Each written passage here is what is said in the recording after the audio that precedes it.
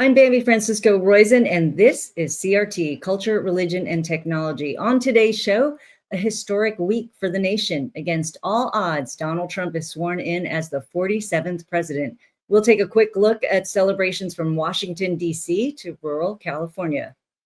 And why raising your hand up in the sky isn't always a salute, but a sign of reverence and gratitude and thanks. Why pardoning 1,500 people who protested on January 6th is a huge tell of the left's overreach. And false prophet Marianne Budde, a public critic of Trump, lectured him during the national prayer service. We'll talk about how to spot a false prophet. And finally, my interview with Helen Joyce, author of Trans When Ideology Meets Reality. That's on the show.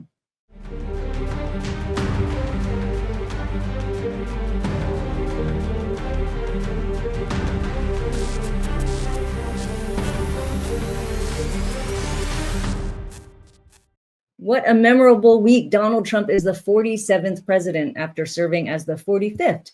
Not only is he the second president in history to serve two non-consecutive terms, the first was Grover Cleveland, who was the 22nd and the 24th president, but Donald Trump won against all odds. It will go down in the record books that Trump was the most maligned, investigated, and persecuted president who rose to victory. And that makes his legacy even more impressive. So here's our president getting a well-deserved standing ovation, having faced, well, let's just go down the list.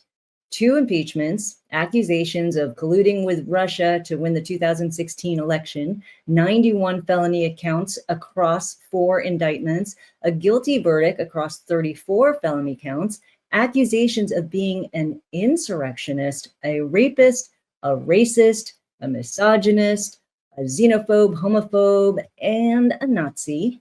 And of course, he faced 2 attempted assassinations. Yet here he stands. And and he's dancing too. It's been a joyous week with Trump there on stage. I think we had that. Bringing back YMCA to the top of the music charts. That's awesome. And he also is enjoying marching bands. This is the Mississippi Valley State University. It was a band that was criticized for honoring Trump because, of course, well, he's racist.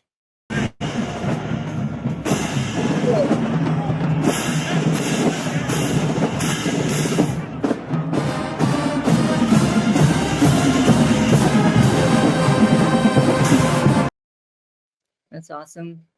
Well, now celebrations were held everywhere across America. Check this video out of a home in rural America honoring Trump in their own way with full-on music and lights. Watch this.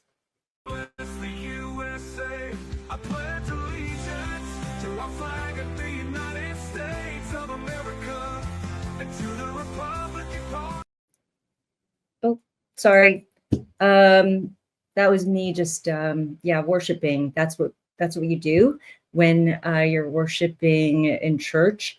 That's how Christians worship. Anyway, that is actually a thing. I mean, people even create videos, how-to videos of what to do with your hands. Because, when you go to a church, I don't know how many of you go to church, but, there's a lot of this going on. And there's a lot of this going on if you're kind of shy. And then there's definitely a lot of this going on. And there's this going on. And a lot of the reason why you're doing that is because you're essentially, you're giving thanks to God. When you're doing something like this, you're actually praying over people. You're really wanting to show that you appreciate them and that you want to give God the glory by laying your hands on them. So that is definitely something that we do at church. People are always doing that at church like this. That's exactly what they're doing. It's a sign of, heartfelt thanks. It's a sign of gratitude. It's a sign of elation. And it is, basically exactly what Elon Musk was doing. at the inauguration. Watch this.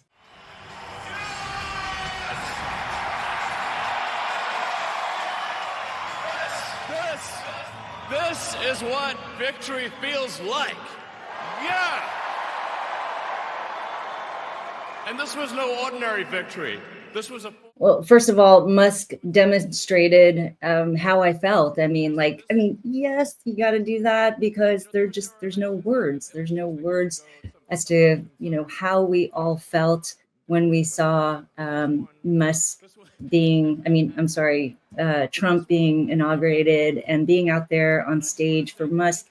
He was just giving his heartfelt gratitude to everyone out there in the audience, people who listened to him, people who went out and voted and made this triumph a reality. And so I felt it. I really felt the genuineness in his gesture. But my goodness, this is where the media just loses their cookies, lose their credibility again. Just watch the video from CNN. Just want to look at that salute that he gave again. Just if anybody missed it, we'll just show it again. He's just wrapped up here. You can hear there. All right, so we just showed that. We just showed that. Right. It's worth salute. It was quick. I think our viewers are smart and they can take a look at that, but it certainly was. It's not something that you typically see at American political rallies. And then the headlines. Let's take a look at this one headline. Trump's inauguration features and Hitler. So that's one headline that came out. And then there's one from PBS that they posted this on X.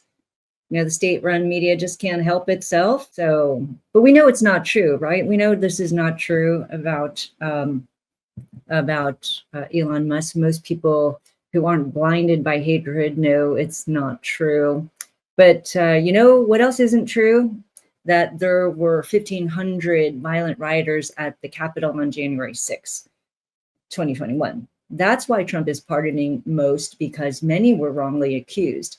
In fact, what the media doesn't say is there's about 15, yes, actually 15, whose sentences were commuted. So they're not off the hook. They are still charged, probably still incarcerated. So yes, probably the very few violent offenders are not off the hook. They were just commuted. Their sentences were commuted.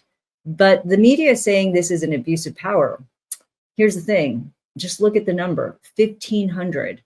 The fact that there were 1,500 people targeted, investigated, and charged or convicted of criminal acts. Hundreds, by the way, were incarcerated. And it just goes to show the overreach of the left. They try to create a moral panic that appeals to emotion so people overlook the facts. So they embellish, they exaggerate, they become hyperbolic. It's either their way or violence or death. That riot wasn't a great day. We all know that. But no police officers died. We don't need to lie about that. And the damages, there were damages. They were $2.9 million. That is quite a lot. But remember the George Floyd riots? That caused $2 billion in property damage. So let's just put this in perspective. Well, speaking of those BLM riots, remember in the summer of 2020 in Washington, D.C., St. John's Episcopal Church caught on fire. And at the time, this false prophet named Marian Buddy, she's an Episcopal bishop of Washington, D.C., who has a big flock of followers. Well, apparently she's the spiritual leader of 40,000 congregants in the D.C. area. Well, she gets on TV during those riots and she said, I'm not upset about the burning church. What matters is the cause, the oppressed and Black, brown people. In other words, she was carrying out the political woke agenda, which is to justify any means, even violent ones, to protect the so-called oppressed class. And then during the pandemic, she did a head fake because she went on Face the Nation and talked about why her flock had to follow the church's guidelines and laws and parameters. For her, laws matter when it doesn't impede her desires. but laws don't matter when they get in the way of her idols. Well, what are those idols? Well, we found out open borders and sexual freedom. She somehow sneaks under the radar of the Trump team and manages to give a prayer before Donald Trump and his family and the world. She spoke at the Washington National Cathedral for Trump's national prayer service. Trump's team clearly blindsided by the nerve of this woman to just hijack the pulpit. Watch this. Millions have put their trust in you. And as you told the nation yesterday, you have felt the providential hand of a loving God. In the name of our God, I ask you to have mercy upon the people in our country who are scared now. There are gay, lesbian, and transgender children in Democratic, Republican, and independent families, some who fear for their lives. And the people who pick our crops and clean our office buildings, who labor in poultry farms and meat packing plants, who wash the dishes after we eat in restaurants and work the night shifts in hospitals, they may not be citizens or have the proper documentation, but the vast majority of immigrants are not criminals. They pay taxes and are good neighbors. They are faithful members of our churches and mosques, synagogues, wadara, and temples. I ask you to have mercy, Mr. President, on those in our communities whose children fear that their parents will be taken away, and that you help those who are fleeing war zones and persecution in their own lands to find compassion and welcome here. Our God teaches us that we are to be merciful to the stranger, for we were all once strangers in this land. This is why we have to talk about religion. Because, for one, our religious views that we worship form our political positions, which we then worship. We worship at the altar of our idols. Hopefully, if you're a Christian, that altar is to Jesus Christ, but her altar clearly is not. Her altar is open borders. That's one altar. She worships at the altar of sexual fluidity and public health to dictate behavior. She and her flock will defend those as God's will, but she doesn't realize that that's her will, or maybe she does realize that that is her will. And it's her religion, it's her politics. Now, some pastors are calling her a courageous prophet of God, but she's not. She's a false prophet. And you really should start, having some way to identify false prophets. So don't let her robe fool you in her very, very soft voice, or that she's trying to appeal to our better nature. Yeah, we need to be compassionate and we need to be merciful. But she wants us to be merciful to people she thinks are worthy of mercy. She's very selective in her mercy giving. And she's a false prophet. And I just want to show you, here is how you know how to spot a false prophet. Number one, a telltale sign is false prophets usually say they speak on God's behalf. Did you hear her? In the name of our God, she says, in the name of our God, I am asking you to have mercy on certain people. Remember, I think Trump showed mercy when he, pardoned 1,500 wrongly accused people. But we don't want to talk about those people, giving mercy to them. We want to, because remember, she's been spoken to by God. She's speaking on behalf of God. That's how you know she's a false prophet, because she says that she is speaking and God has told her, you must have mercy on certain people. And so that is how you know that she's a false prophet, because they claim they're speaking for God. Tactic number 2, they use fear-inducing prophecies. She says trans children and children of immigrants, quote, fear for their lives. And her prophecy that she's alluding to is that the children fear that they won't be able to be their true selves, and this will lead to their death. Or children of immigrants fear being separated from their parents. You know what she's doing? That's emotional blackmail.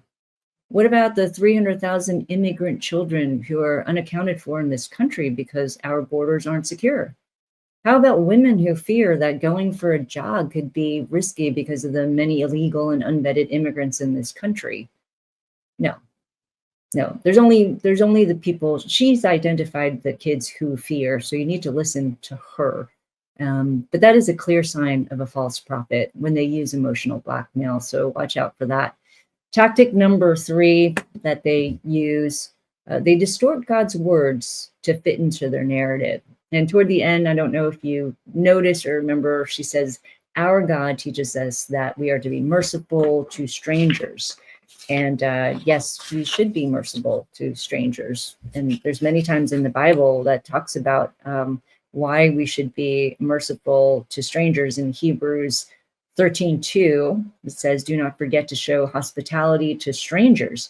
In Deuteronomy 10:18, 19, we're told, you too must love the stranger, for you were strangers in the land of Egypt. So we do need to be kind to strangers. I think we're all taught to be kind to strangers. I think I'm kind to strangers. If they're kind to me, I'm kind to them. Some strangers, not so much if they're kind of not nice, but we need to be merciful too.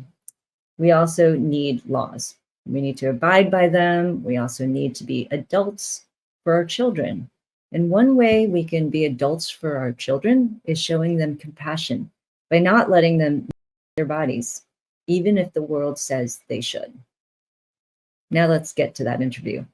Earlier this month, the House passed a bill known as the Protection of Women and Girls in Sports Act. It would amend Title IX to recognize a person's sex as based solely on a person's reproductive biology and genetics at birth. This is great news, especially for female athletes. And also, during his inaugural address, Trump shared shocking news. Let's listen. Today, it will henceforth be the official policy of the United States government that there are only 2 genders, male and female.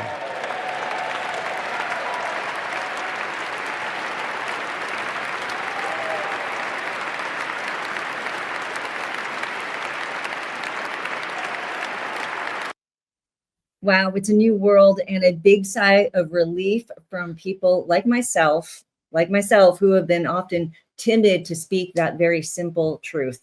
Joining me to talk about this new era of truth is Helen Joyce. She has been a vocal critic of this gender nonsense, and she's also the author of a Sunday Times bestselling book, Trans. It was a Times, Spectator, and Observer Book of the Year in 2021. Helen, welcome.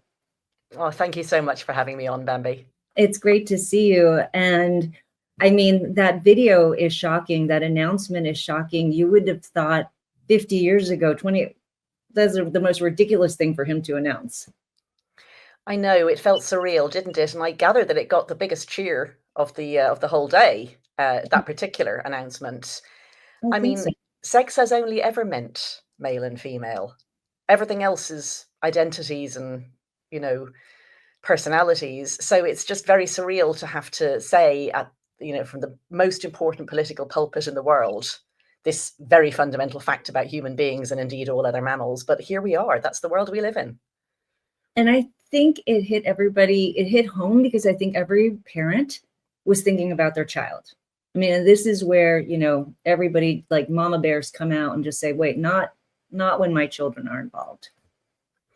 I mean, yes, you say that, and we'll probably get into it more, but of course, there's plenty of parents who are very on board with all this stuff. There's plenty of parents who parade their kids around and talk about, my little trans boy or my little trans girl or my non-binary 3-year-old. So I feel really sorry for and upset about people who have done things or been misled in ways that now have to be stopped, because in some cases they have done things to their children, or they've made irrevocable decisions to harm their children, and now that's going to be rowed back. So I think there's going to be an awful lot of people who find this news very unwelcome and scary. But, like, just because something is very bad and hard to undo doesn't mean you have to keep doing it forever. The sooner we stop it, we should have stopped it yesterday. We should have stopped it 10 years ago. Yeah, yeah. Better to stop sooner than continuing on with a lie. Let's go back a little bit about your journey and how you're a mathematician slash reporter for The Economist, but then now you're also working for an advocacy group, or you can talk about what your group does, Sex Matters. So tell me about your journey and how you just got to be such a vocal critic and really a hero for a lot of women who don't speak out. Oh, that's kind of you. Thank you. Yeah, so the mathematician's a long time ago. My first degree and my PhD were in mathematics, but I got my PhD now 30 years ago this year in 1995. So I don't remember any of it. I would really struggle to try to prove the central theorem in it if anyone made me do it and handed me a chalk and put me in front of a blackboard. So I went into public understanding of mathematics. I worked for Cambridge University and the Royal Statistical Society here in London. And then I went to The Economist in 2005, and I wrote for them for nearly 20 years in various jobs. I was a correspondent on education. I moved out to Brazil to be South America correspondent. And then I spent nearly my last 10 years there doing various senior editing roles, so editing sections of the weekly magazine. And then when I was doing that, in about 2017, I stumbled on this claim that there were lots of trans children. Somebody told me that children were coming home and saying that such and such their friend was trans. And I'd never heard of such a thing. What year was this? That was 2017. Oh, 2017. Yeah. So I had heard about transsexuals like a few times in my life. Like, I was aware that there was an operation that was called sex change and that some men did this, and I'd never given it any thought. I suppose I thought doctors knew what they were doing and this was a very rare medical condition or something. I literally just didn't give it any thought. But then there were children doing it. And when I looked into it, I was discovering, to my very great surprise, that people were saying that, first of all, you didn't have to have any operation to count as trans. But secondly, just saying that you were a member of the opposite sex was to make you a member of the opposite sex. So a man who said he was a woman thereby became a woman, and any woman who disagreed was a bigot. And you don't need a maths PhD to understand the very basic logic that if men are allowed into spaces where only women are supposed to be, those spaces become mixed sex, not single sex. That's just straightforward logic, like logic that you could teach a 4-year-old. Mm-hmm. But we were being told that they were still single sex spaces because these men were really women, because they said they were women, because, why? They had some inner womanly essence or something like that. And I straight away saw this is going to be very bad for women, because women do need places that men aren't allowed in, like for sport, for safety, for privacy, for dignity. It's just really obvious. And yet any man who wanted could say he was a woman and come into those spaces. So I wrote about it, and I was astonished by the response. I found that I got blocked by people on Twitter for the first time. I had quite a small account, and I mostly tweeted still about South America, even though I was living back in the UK at that point. I got blocked by Stonewall, which is our equivalent, I think, of sort of HRC in the UK. And when I wrote to them and said, hi, you say, you support trans rights now, and you say that, trans women are women, no debate. And, might that not be a problem for women's rights? And I got the rudest reply you could ever imagine from the press office, and they blocked me on Twitter. It's like, this is not standard behavior. I've written about all sorts of difficult things, and this has never happened to me before. So that kind of interested me further. So I ended up writing another article, and the response to that showed me, I got told by people I wanted to interview that I was that I wanted all trans people dead, that I hated, gay people as well. I actually have 2 children and one of them is gay, and, just ridiculous things like this. But fortunately, The Economist didn't allow me to be bullied. There were people who tried to get me fired. They didn't take a side on this particularly, but they weren't, treating me badly, and they were letting me do proper journalism. So I decided I should write a book, but I didn't think anyone would publish it. Like, my attempts to find an agent and my attempts to find a publisher didn't go very well. I thought I'd publish it. Did they think it was unscientific, or? No. They thought I was a bigot, or else they were afraid of what their young staff would say. I was good friends at the time with the woman who was our books and arts editor at The Economist. And of course, she knew loads of literary agents and publishers. So she suggested loads of people I could contact that she thought would be a good fit for such a book, because I'd been writing book reviews for her, for well over 10 years at that point. So she knew my style and my interests. And some of those people just didn't reply. Some of them replied to her and said, I would not dream of publishing a book like this. I'm horrified you even thought I would. And then there were people who were like, yeah, this is a great idea. Someone needs to do this book. I don't dare do it. One agent I met was really interested, and she was a big, big cheese. And she said, like, it's going to be great. It's so exciting. I love controversial, meaty, difficult topics. And then when I sent her the full book proposal, she got back to me and she said, it's not for me. I prefer to sit on the fence. That's the exact expression she used. But in the end, I found an excellent agent and an excellent publisher who couldn't have been better to me. And one is all you need. But, it probably went out to about 20 people. And then maybe of interest to your audience, it had already been a bestseller in England. It made it into the top 10 books, new books, for several weeks after it came out. My agent wasn't able to sell the rights in America. No publisher would pick it up to publish an American edition. It was distributed. You can get it in the US, but it's the English edition. It was never picked up by a publisher. It was distributed by Simon & Schuster, which I'm very grateful for, obviously. But the answers came back about, some proportion of the answers came back. This is a book of extreme bigotry. We would never publish such a thing. My staff would walk out if I published this. And then the other ones were, this is great. It's a really good book. We need it. It's very timely, but we want an American version. So, and I had tried to make it so international, like I had visited America for reporting. I had set a lot of it in what was happening in America. I'd gone to Canada, and this is still what they said. Well, that's interesting because you do have sort of a worldwide lens on this. I have an American lens on this. I always thought that the UK was sort of a step ahead in terms of this movement. Well, the fight back, I think. We've been very much ahead on the fight back. Okay, on the fight back. Okay. Yeah. So basically, everybody was sort of worldwide, or particularly in the US and in Europe, everybody was sort of lockstep. They were starting to march toward or accept this. There was a widespread acceptability of this around 2017, 18. Well, it really started in America. It's absolutely an American export, this. Oh, okay. Oh, totally. This is American NGOs, American universities, American academics, American HR norms and ideas.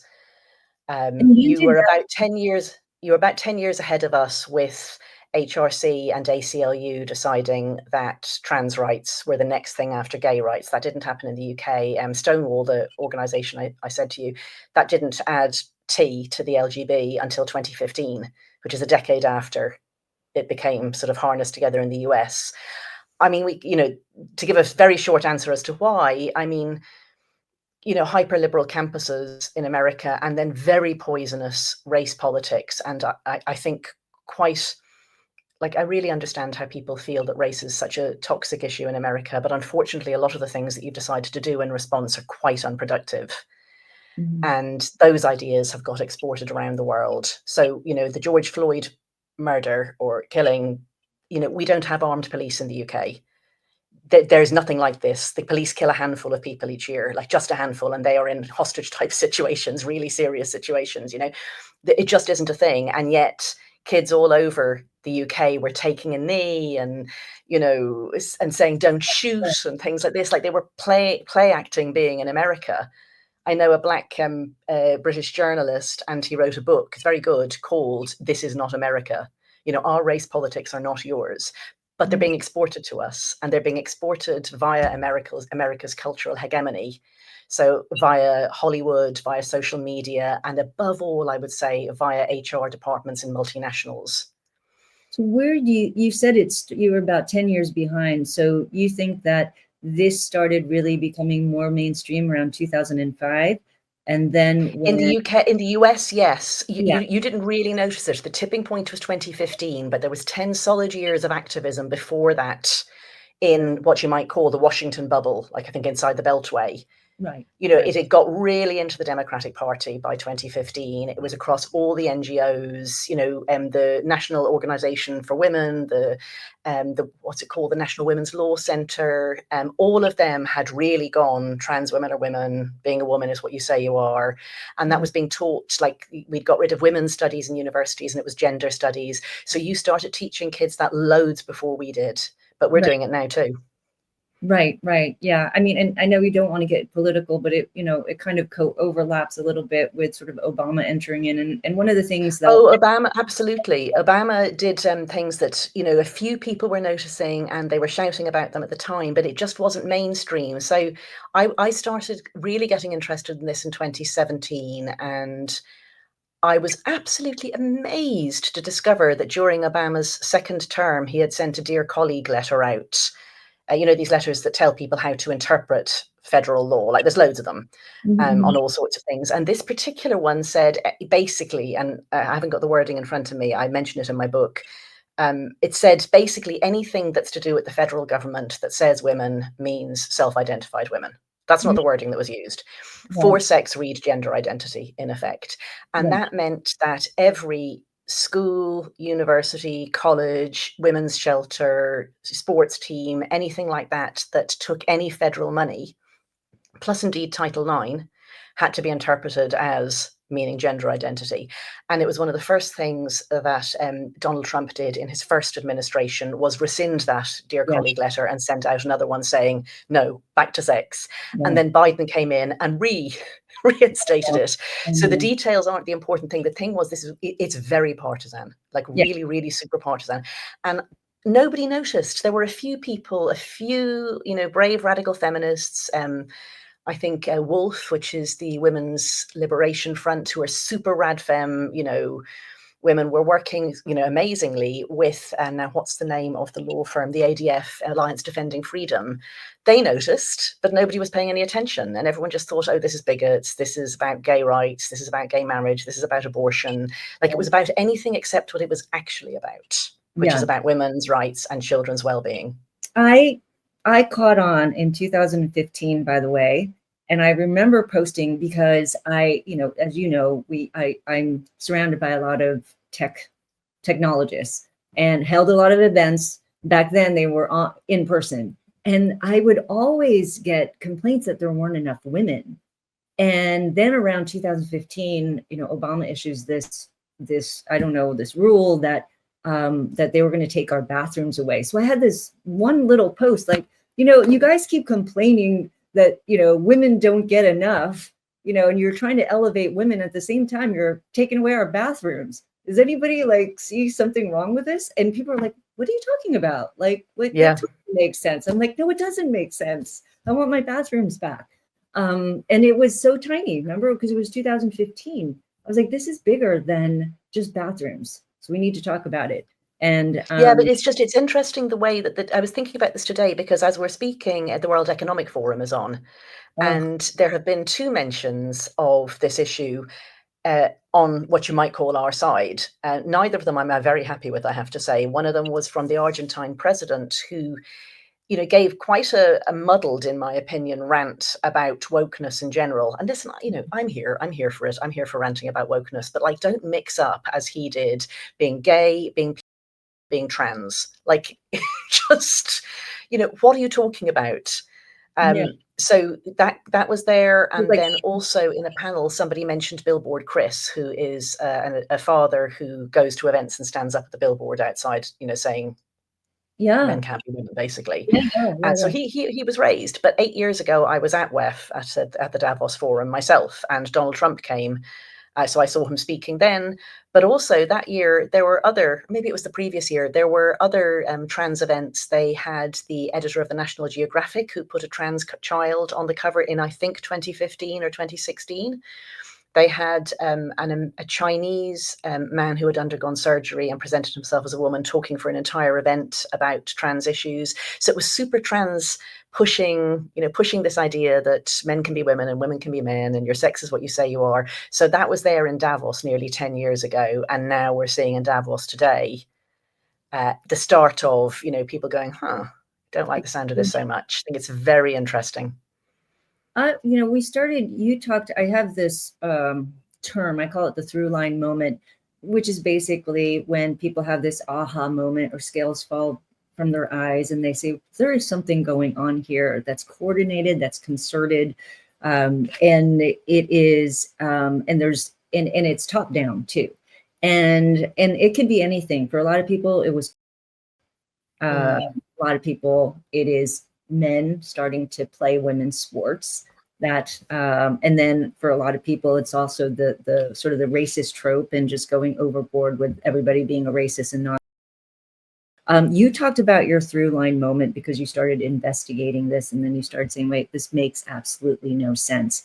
I'm curious because you talk to a lot of people, and I'm sure there are a lot of people who may have started off as saying, nah, this is just a fringe thing, or, oh, Helen, you're making too much of a big thing about this. And then all of a sudden scales fall from their eyes and they're like, I can't believe you've been trying to tell me something and I've been ignoring you. I love to hear those stories. Are there stories? Are there people you've met who were sort of, not listening to you, then all of a sudden saying, wait, Helen, you were right? Yeah, I mean, I try not to be too negative about people not listening because, the thing is all of us can only listen to just a very few things. Yeah. So when I think about the things that I'm not listening to at the moment, I'm not listening to anything about the Middle East, anything about Ukraine, anything about energy, anything about climate change. I just haven't got bandwidth. I can't do everything. I'm doing this thing. So I can't complain if someone else has made a different choice that doesn't include my thing. Mm-hmm. But what tends to happen, and I mean, I've seen this over and over and over again, people think you're saying something that you're not saying. They think you're saying that men must be manly and women must be womanly, that I want traditional gender roles, I want masculinity and femininity. They think that God put those things down, on a tablet of stone, that you don't like gay people. I don't know what else. Like they have this idea that if you say you have a problem with men coming into women's spaces, they think all those things about you. And listen, I have no problem with somebody being religious. None at all. It so happens I'm not. I'm not religious. I'm an atheist. I have a gay child. None of those things are true about me. And I shouldn't have to say any of that to be listened to on the terms of what I am saying. All I am saying is we are mammals. There are two sexes. You can't change sex. And your sex matters in a lot of situations. But they just keep going back then to she hates gender nonconformity. Right. She doesn't want boys to grow their hair. My son had his hair down to here. She doesn't want boys to wear makeup. He has his ears pierced. He wears makeup. And I'm actually a very gender non-conforming person, despite the long hair. They never look past the hair.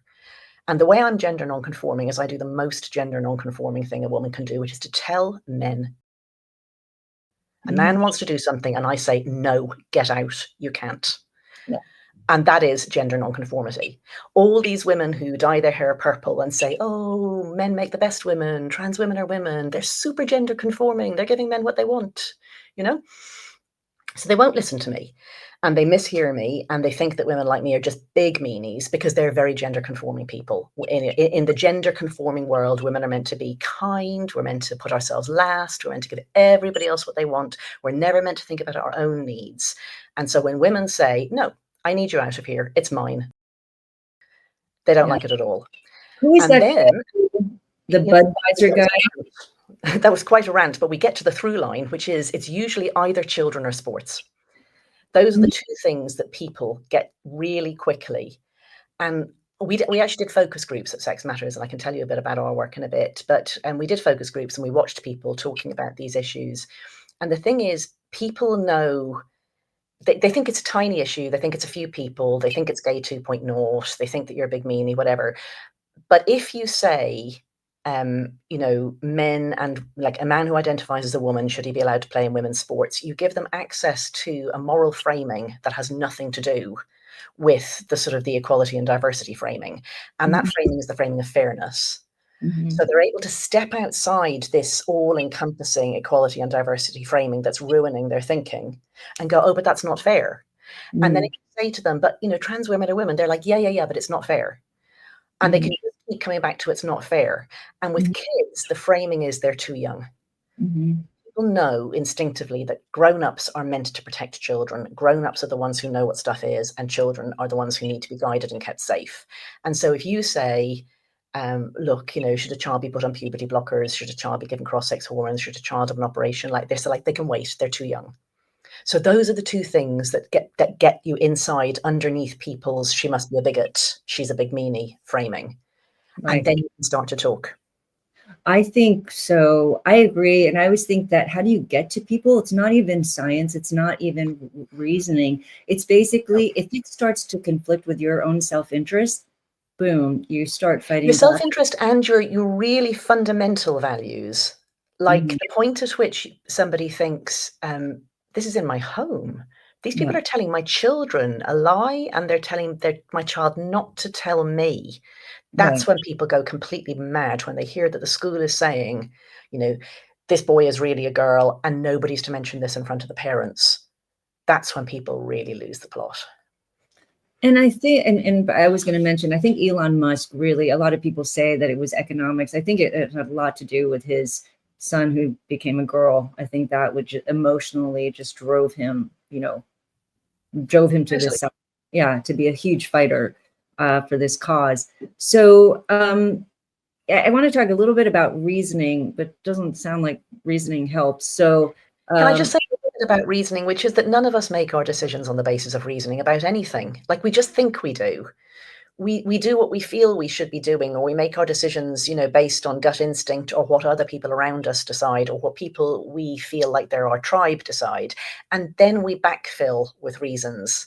And right. if somebody wants to take a position because it's what their party believes, or what their church believes, or what their family believes, or their friendship group, or whatever, and you give them a fact that doesn't fit with that belief, they will discount the fact. And they will often discount it on incredibly stupid and obvious grounds that they would see were stupid and obvious if it was a different subject. But they find it very convincing because it's just a post hoc rationalization. So it doesn't help to say to people, look, actually, this is the definition of sex. It really does matter. Look, women really are this much weaker, or whatever. You have to get in under their defenses, and then they can start to think for themselves. Yeah. It's true. But and this just made me think of something where you're an atheist, I'm a Christian. And so I would think that maybe this would follow along religious lines, but it doesn't, because I agree with atheists. I don't agree with my, sadly, some family members. And so I asked them, because they do believe as I do, God created man and woman. And one of them said to me, well, they've always existed, Bam. It's just it's just now they're able to come out. And I was like, well, yeah, they're 1.8%. That's the number you hear, right? Are intersex. We can come back to that, because that's absolute nonsense. Which is, I'd love to hear that, because anyway, so that's the thing, is that they've always existed. So they've always existed. So they say, so there's two ways, right? There's the compassionate, there's the religious person who's compassionate and say, bam, they've existed and let's be compassionate. Then there's the pseudoscientist who says, well, because there's intersex, then there is no binary, right? Because you can't draw the line. That's arbitrary. And so how do you've heard both of those rationales? Or yes. But they don't respond to that. I mean, how do you respond to somebody saying, well, intersex exists, so you can't just draw a line? Because that's this is disinformation, and we all need to understand how disinformation works and how you fight it. So I've been rereading Hannah Arendt's wonderful book, The Psychology of, I think it's the Psychology of Totalitarianism, The Rise of Totalitarianism. I have to check. But anyway, she wrote a lot about totalitarianism in the Soviet Union. And she says in it that the purpose of propaganda is not to make people believe it. It's to make them believe nothing. That's the point. And so often the propaganda is laughably simple. It's clear and stupid. Like, it's clear that what you're being told you must say is nonsense. And it's the opposite of what you were told to say yesterday. And the purpose is to make you to say something that you know is false, because it's degrading and humiliating to have to say something false. It's a raw performance of power on the other person. And then when it changes, you have to say that. And in the end, you come to believe nothing. So I don't know to what extent the individuals you're talking to believe the things that they're saying, but you could debunk it and you wouldn't change the core belief, because we have been through a very concentrated misinformation campaign, certainly for the last 10 years, and I would say for longer, on this subject. Before Christmas, I sat down to try to make a list of all these talking points that I'd seen since I got interested in this subject in 2017. And I didn't stop until I was on page 7, and I was only writing single sentences. And sometimes it was just one word. You know, I was going clownfish, as common as red hair. Like, this is the thing that we're saying in 2017 when I started. There are 2.7% of people are intersex. That's as common as red hair. Like, there were all these talking points. And the new one on Trump, the new one on this executive order, is that he's accidentally made all Americans female. Have you heard this? He's accidentally made all Americans female? Yes, No. it's absolutely tragic. So it's a very well written executive order, and it doesn't say at birth, like your sex at birth, because actually your sex is your sex from conception. We have X chromosomes and Y chromosomes, and anyone who's done biology in school knows that. And you know, the father has both X and Y chromosomes in the sperm. The mother only has X chromosomes in the eggs. And the question of whether the baby is a girl or a boy, you know, except for a few very, very marginal cases, is whether it's XX or XY that make the zygote when the two of them fuse. So that child is male or female from conception. But when the embryo develops, it's not until 6 weeks that you can see any structures in the embryo that show the differentiation between male and female physical development. So I don't know who, but somebody who knows perfectly well that this is a lie says that we're all female until 6 weeks after conception. And it was just a few hours after the inauguration speech, and in which Donald Trump said that clip that you published. Somebody who is supposedly a scientist tweeted, this is hilarious. Donald Trump has accidentally made everybody in America legally female because all of us are female at conception and we don't become male or female until 6 weeks later. 200,000 likes, millions of views, retweeted, copied. And today I look and there's all sorts of people all over the world on TikTok, on Instagram, all of them saying Donald Trump accidentally made everybody female. You're like, how the hell did that happen? And so there's all these talking points. But anyway, you can debunk it, and thousands of people are debunking it in the replies. It's been community noted on Twitter. It won't change their minds. They're saying the things they're saying to back up a prior belief, which is that anyone who thinks that there's two sexes and the sexes are clear and that they were fixed from conception must be a bigot. It's just the latest lie. See, I see that as, the zealousness for this, right? The emotional zealous and commitment to this is almost like a religion or a cult. Yes. So they just won't change their mind.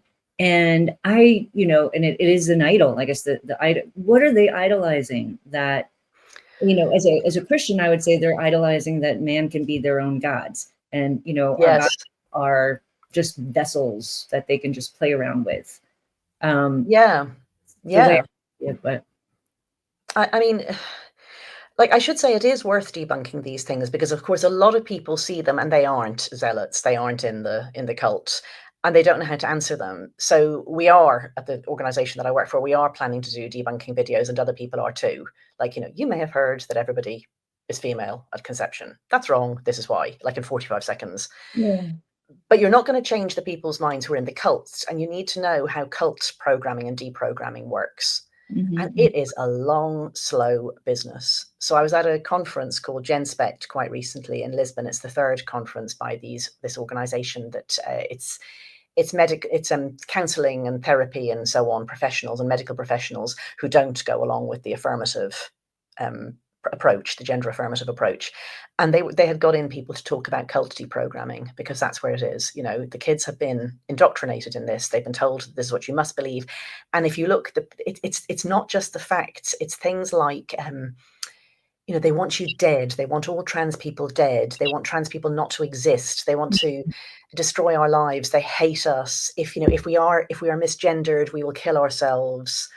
It's exactly what cult leaders do.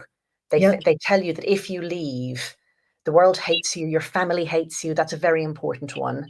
It's absolutely central to this, that if your family don't go along with it, they hate you, and you will have to leave them, you'll have to cut off all contact. The number of parents I know at this stage whose children have gone non-contact on them, and these are loving parents who want nothing more than to just be with their child, but because they refused sometimes very minor things, like sometimes these are parents who went along with the change of name and pronouns, who went along with all of it, but just tried to say, look, slow down. The child went non-contact. So it's a particularly cruel cult, in my opinion. And you asked, what is it they're worshipping? I mean, an idea of what a human is, and I'm an atheist, but I have a very deep respect for evolution that I think in many ways mirrors the way you feel about the way that God made us. Evolution made us, it shaped us. And you can't go chopping bits of you off and sewing other bits on. There have been mammals for 200 million years. There have been two sexes for 2 billion years. That is written on every cell of my body, in every gene. And it is something that has been shaped by this extraordinary process that you can't mess with like that. So these children are being told a lie, which is that we are clay vessels. I call it Mr. and Mrs. Potato Head.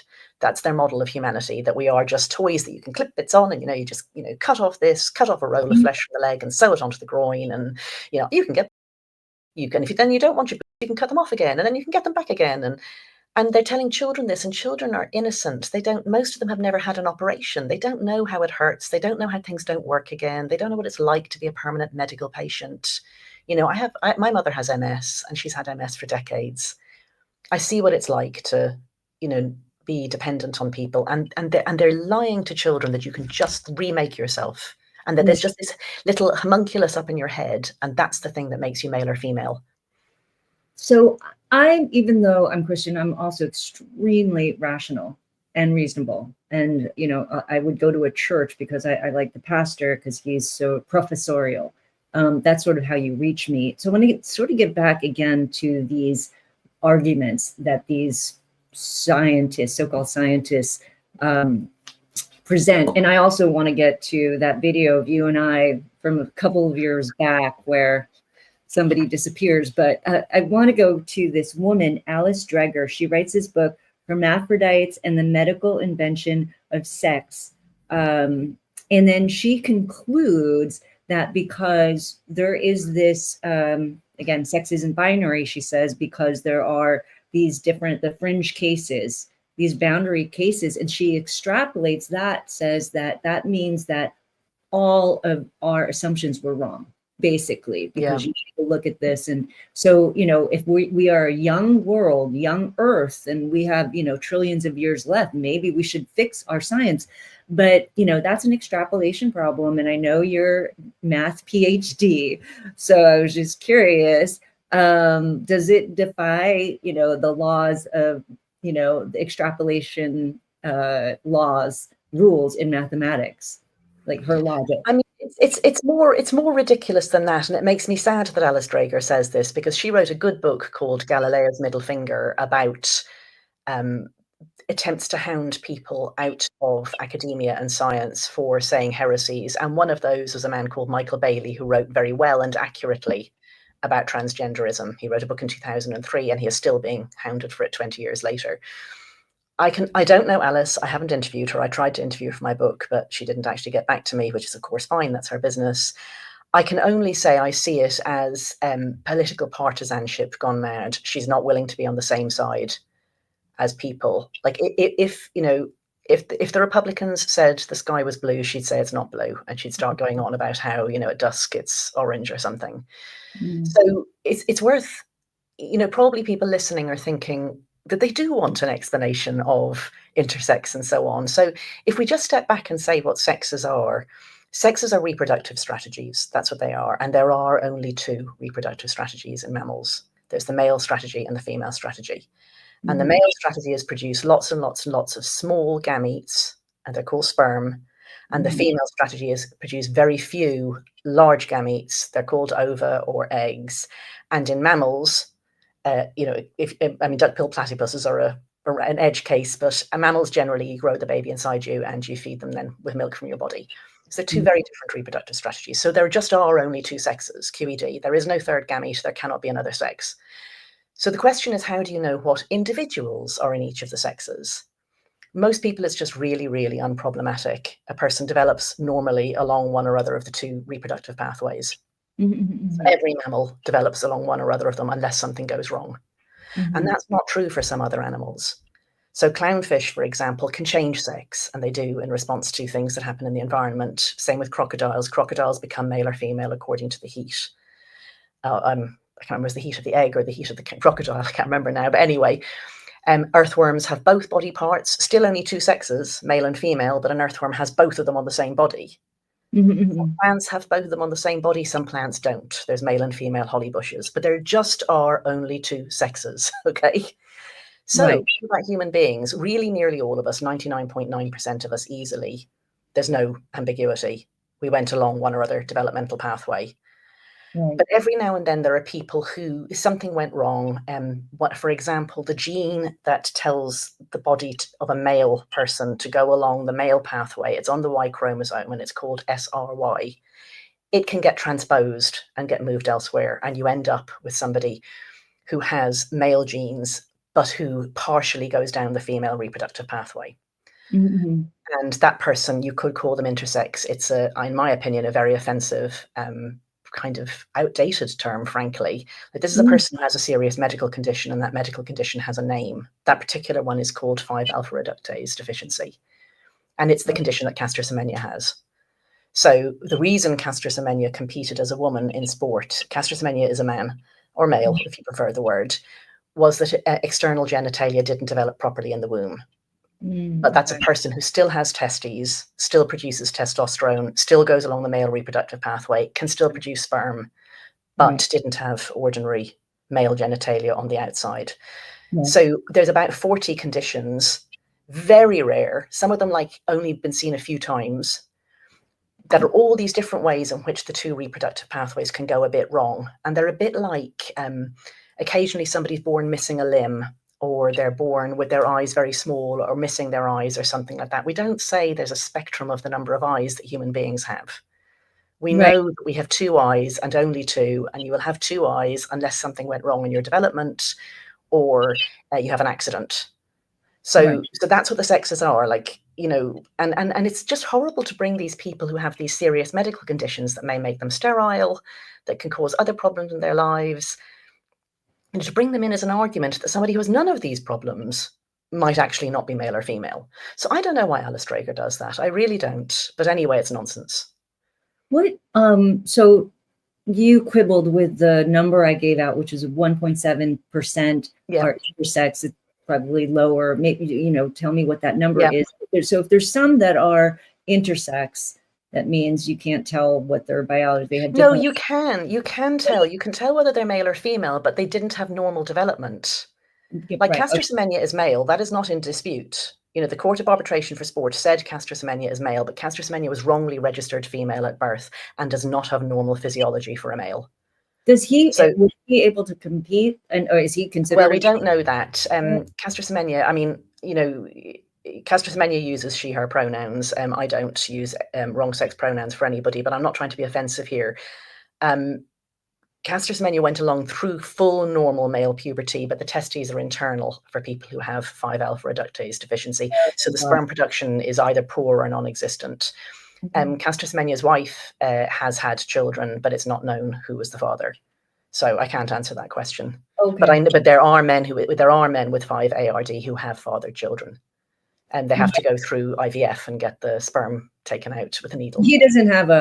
He doesn't compete anymore. I actually don't really know. Well, he was blocked from competing in women's sport at top level because the thing is, he's got male development, and like he's fully developed in terms of physiology, like male body strength and so on. So it's not appropriate to allow him to compete in women's sport.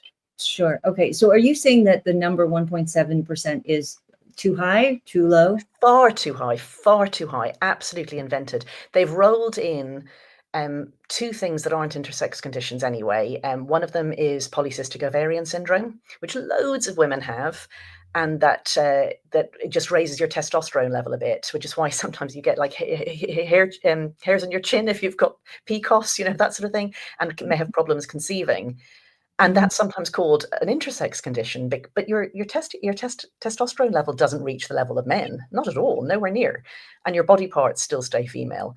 And then the other one is that quite a lot of little boys, like maybe less than 1%, but not a teeny tiny number, have a slightly malformed penis at birth, where the opening is along the side instead of at the end. It's called hypospadias. I had to learn so much about birth defects for my book. None of it went into it, but I had to learn it all. And people put those in. But if you talk about people who have physiology that is really hard to classify as either male or female, and you have to do further investigations, you might be talking about one person in 1,000. And the thing is, you'll get an answer for those people. You'll work out what their condition is and what you need to do for them. Okay. So, So let me ask it's just a nonsense argument. In terms of the people who suffer gender dysphoria, were those the people who were truly also intersex? Or there are No, people— so that's a century-old myth. That is one that was so the first people who talked about trans as a thing, it was in pre-Second World War Germany. And at the time, the belief was that it was possible to be a hermaphrodite. So properly speaking, a hermaphrodite is an individual that has body parts of both sexes. Now, that's not possible for humans because the same bits of the body develop down the two pathways. So we just can't. Earthworms are hermaphrodites. We're not earthworms. But they thought that it was possible, and they had this idea that you could be what they called a psychic hermaphrodite, which meant that you had a woman's soul or brain in a man's body. And they thought that's what made you gay, actually. So their idea of how a man could be gay was that he had somehow got womanly essence in his man body.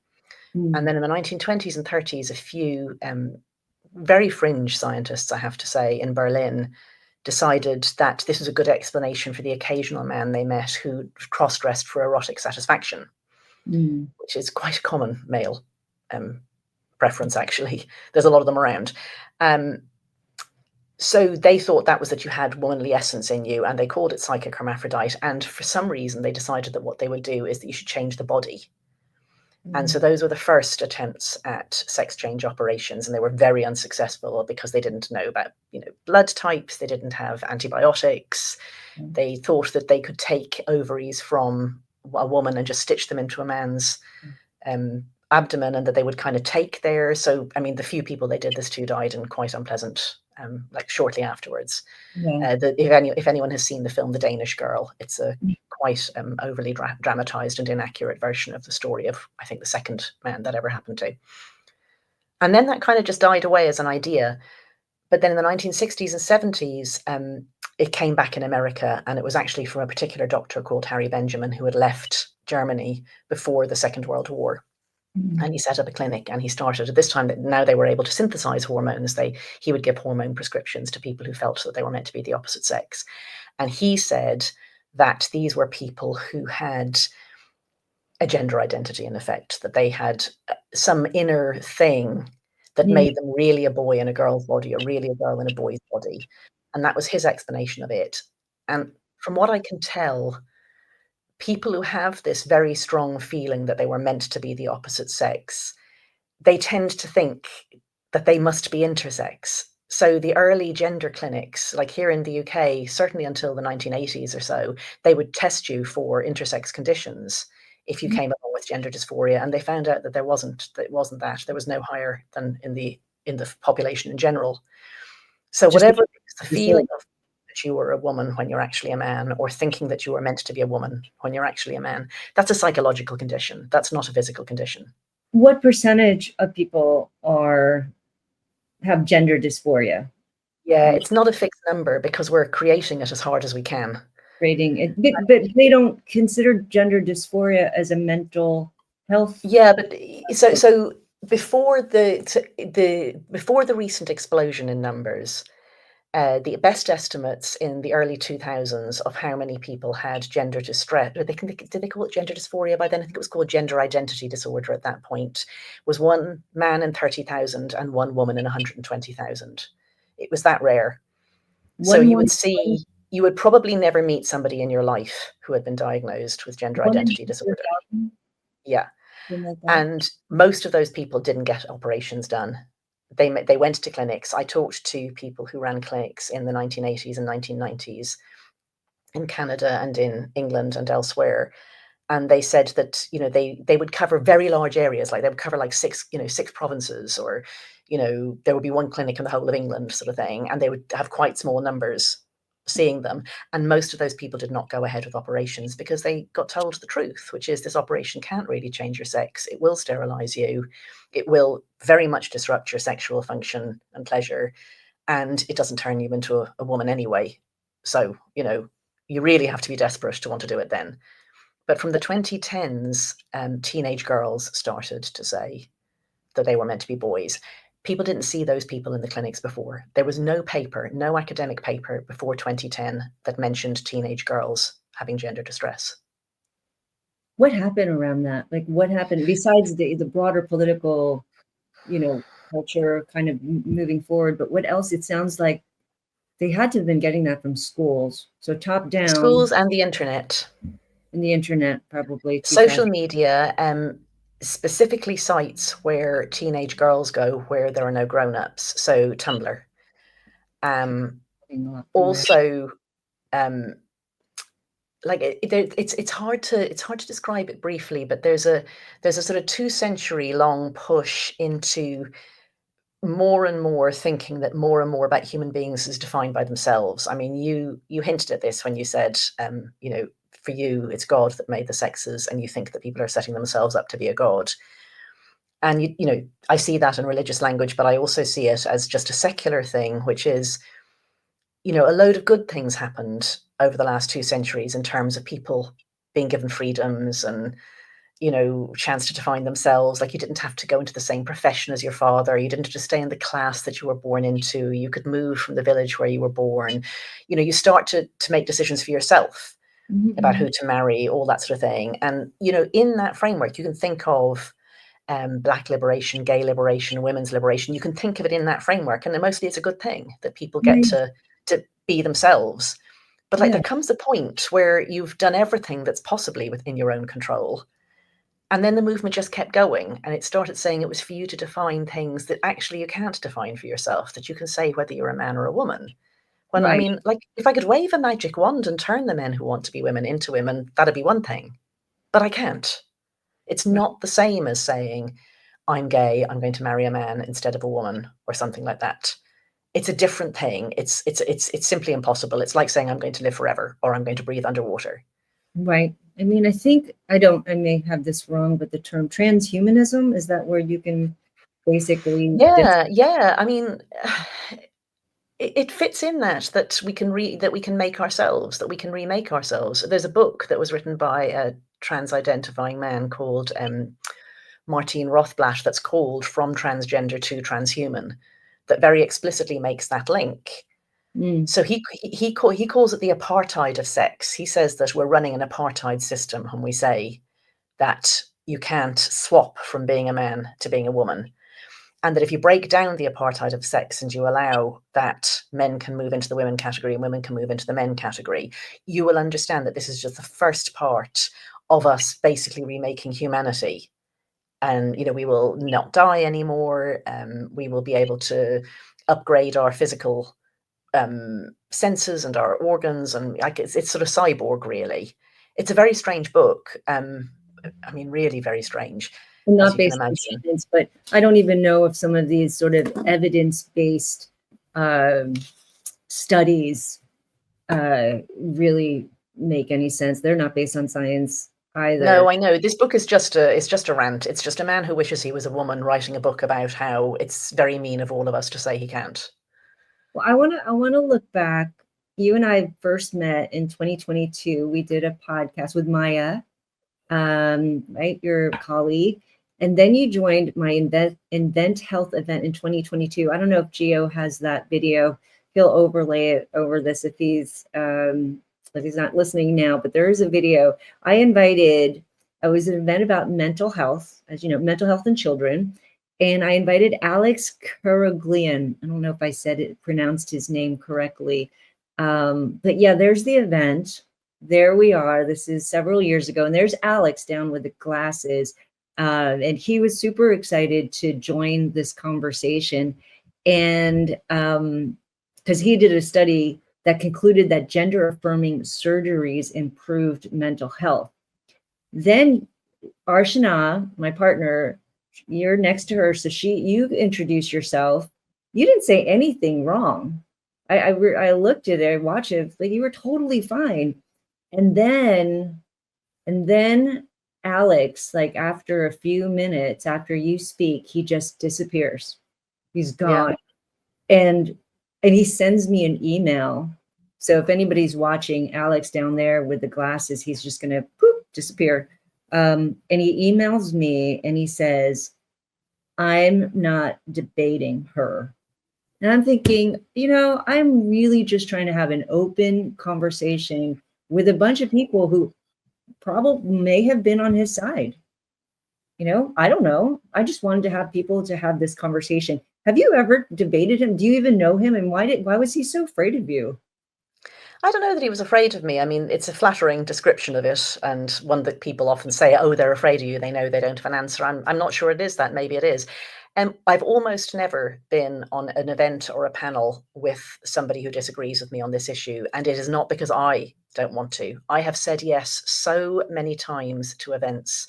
Like the typical thing that happens is someone gets in touch with me and, maybe they're a university debating society or it's a TV program or something like that. And they say, they stumble on this and they go, oh, this is really interesting. There's a big controversy here. There's two sides. They disagree with each other. Let's do what I do on any other subject and invite people who are for and against. Like we get people to do that for the Middle East. We get them to do it in Ukraine. We get them to do it on really poisonous topics.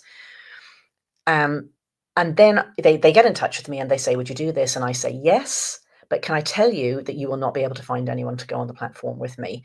And I beg you to let it go ahead anyway, because I am really sick of being deplatformed. I get deplatformed because they won't come on and then you say it's not balanced. So please, for goodness sake, empty chair them.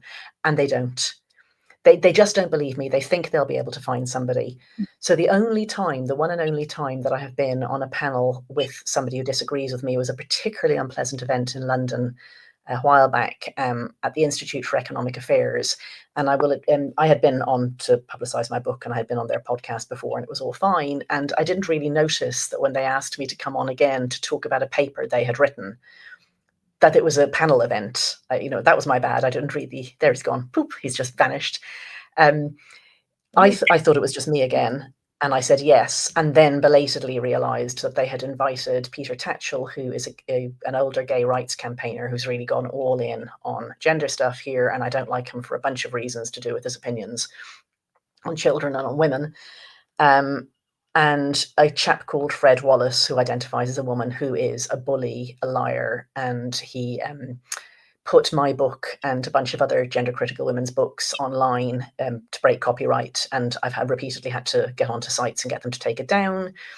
He harasses disabled women who say that they want single sex care. He sent a friend of mine obscene pictures of himself at a fetish club. Like, it's not somebody I would ever share a platform with, except unfortunately I hadn't noticed.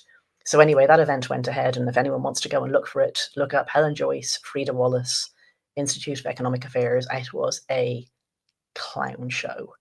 We were on a panel. Frida, I don't know how safe for work you want me to be.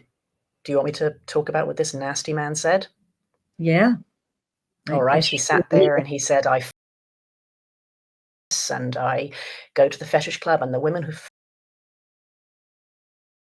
and he went on about going to the torture garden with husbands. This is a fetish club in London. He said I was he just, and this was all on video and it was a paid event at a serious think tank in London. And Peter Tatchell was beside him. Frida was drinking the whole way through it very heavily. And there's a brilliant minute where Peter Tatchell put his hand out and said, "No more drink," and tried to stop Frida from drinking more red wine. Yeah. And he's this enormous man. Like, he's this really huge character. He's way over 6 foot and he's very big and heavily built. And I actually find him physically really deeply unpleasant and intimidating. He used the women's toilets, of course, in the venue. So that's the one and only time I've shared a platform with one of them. Like, oh no. Oh no. I would So have yeah, been. I said what I thought, and I would love to do it again with anyone who's up for it. But I'm doing an event at the Oxford Literary Festival in April, and it has taken them nearly 6 months to get that event to go ahead because they spent ages trying to find someone who'd written a pro-gender identity book, of which there are several, to Yeah. be on a platform with me. And I said, not Peter Tatchell, not Frida Wallace, and there's one other academic that I'm not willing to talk to because he libeled me in his book. Mm. And I said, anybody else? They spent 6 months trying to find somebody, and nobody. Like, it's as I jokingly said, every single trans activist in Britain is washing their hair or abroad for the entire week of the festival. Yeah. Well, I'm, you know, I'm I don't know if I'm hopeful, but I do want to put together those panels again, and I'm curious to see if I'm going to get anyone from the other side, because not only do we have people like Alex in academia who don't want to speak about their studies, you have people, you have technologists, you have CEOs who are building their startups on technology based on this false science. So I Yes. kid you not, I have spoken with CEOs of one woman CEO was very proud of her new healthcare clinic, and she proudly told me that out of, she has 4 kids, so, and one of them is trans, and so, she was very happy that she was on board. That clearly she was a microcosm of something larger. It must be 25% of the country is also trans, and so she was, the market that she was going after was growing. It was, I mean, I wasn't able to say anything then, but I'm not going to be timid now. So I want to talk about policy, sort of the stuff that you're doing and what you feel you've done to kind of move the needle our way. But I want to talk about what's happened recently this month. Joe Biden, as maybe he expanded the scope of Title IX in 2024. But then in this month, a federal judge in Kentucky struck that down. Also, the rule has been blocked in 24 states. But then in the House, all the Republicans passed that bill that I mentioned at the very start. And I'm really excited about this. But at the same time, I'm just thinking that those on the left are looking at this and saying, okay, we just need to regroup. But we're fighting back. And so curious, what do you think the left is doing right now to position themselves?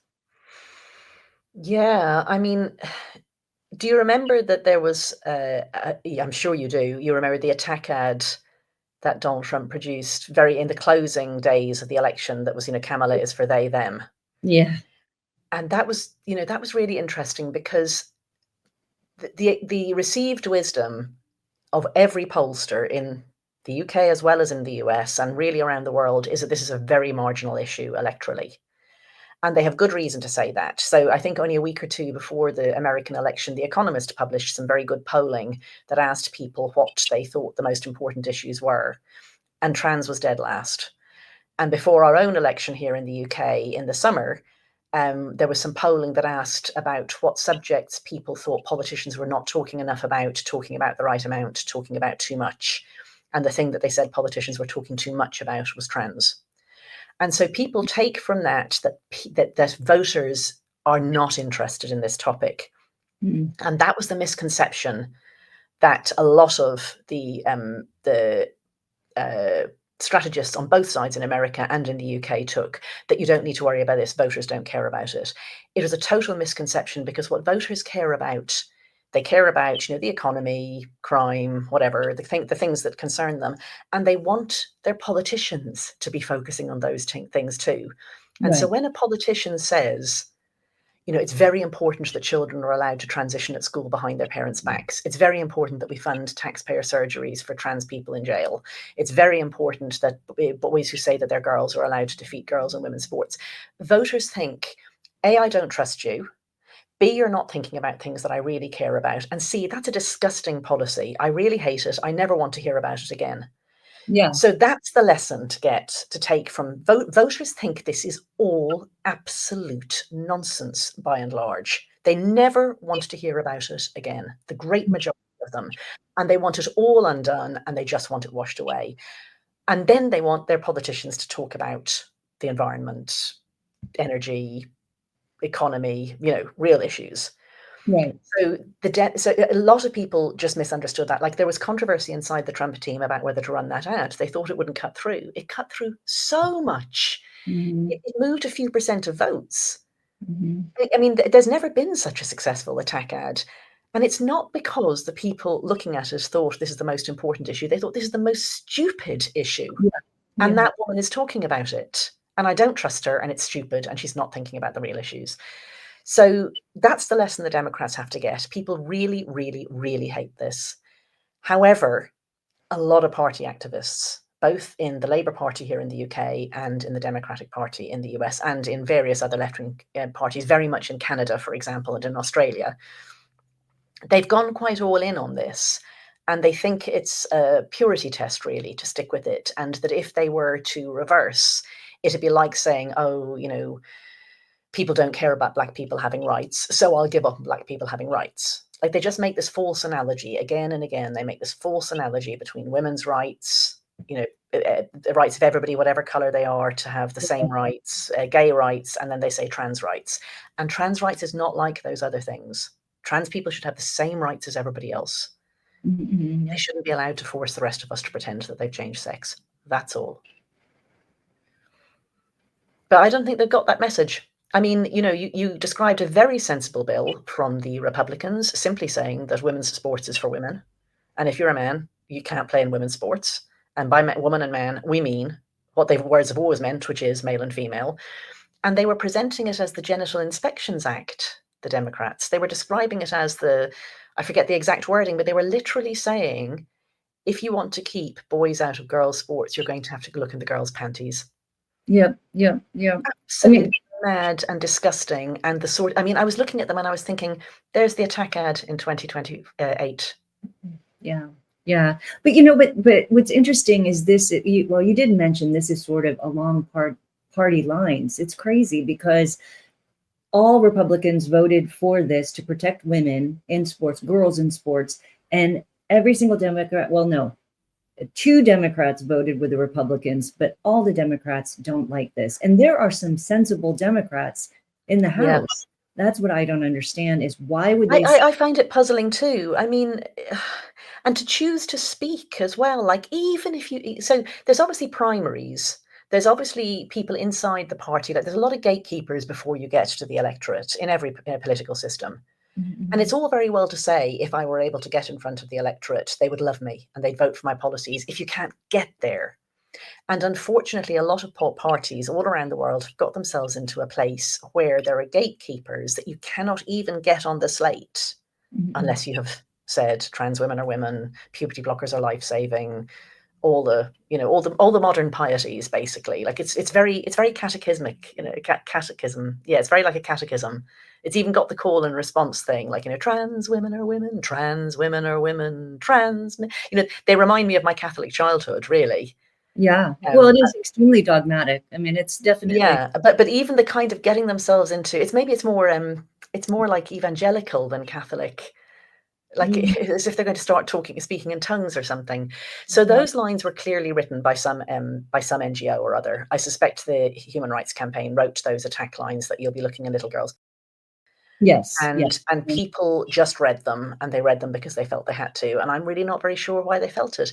Some of those politicians will have trans children, so I know about them. They're saying it because they've bought in their family. In their family, and they can't do that, and they don't want to say anything to their kids. You talked about that's one of the things that they use, which is, hey, don't look at the other thing is, remember this sort of emotional blackmail. I think this is something that actually started with not just the transgender issue, but just mental health in general, and this movement in the psychiatric world, which is, and I have firsthand knowledge of this because, as you know, I covered mental health a lot. So I spoke to a lot of directors of mental health in, all of these hospitals and insurance companies. And I remember saying something about a mental health patient and this head of mental health, the program of mental health and I won't say one of the largest insurance companies said, no. If a child says something, you must affirm them. And I thought, oh my goodness, I thought I had an ally here, but this guy's insane. He is teaching everyone that, you're supposed to sit there in front of a child and be like, oh, yes.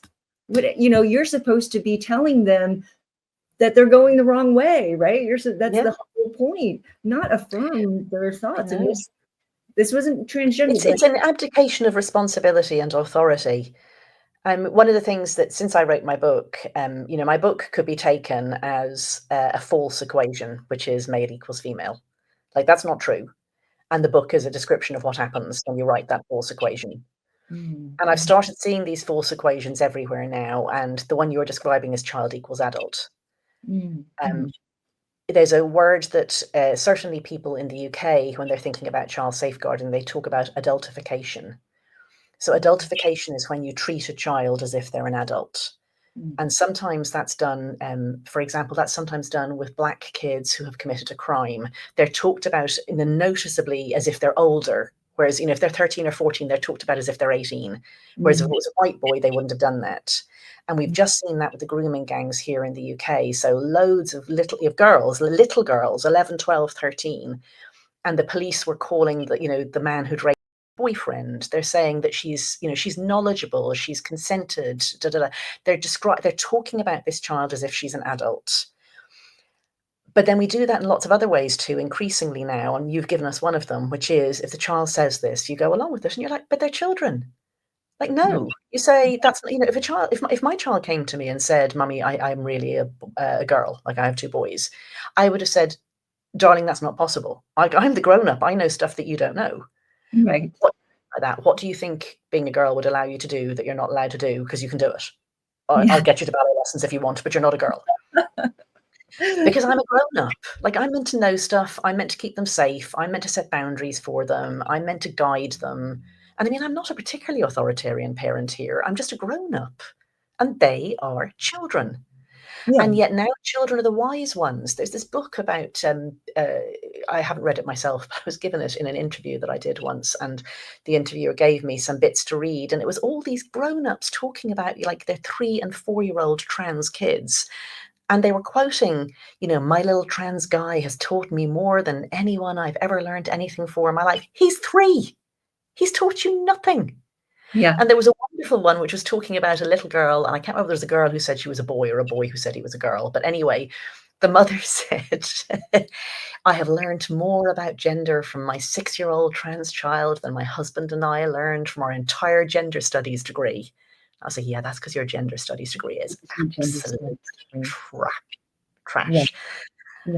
Yeah. So, I mean, I did a mathematics degree and there's no way my 4-year-old could teach me anything about mathematics. So that just proves to you that gender studies is nonsense. So yeah, there's all these people thinking that the grown-ups are children who have to be taught, and the children are wise, perfect beings that have arrived fully formed to tell you about their identities, and you're meant to go along with everything they say. And if you don't, you're a very, very bigoted and bad parent. And the school will step in, or social services will step in, or the psychiatrist will take your child's side and not yours.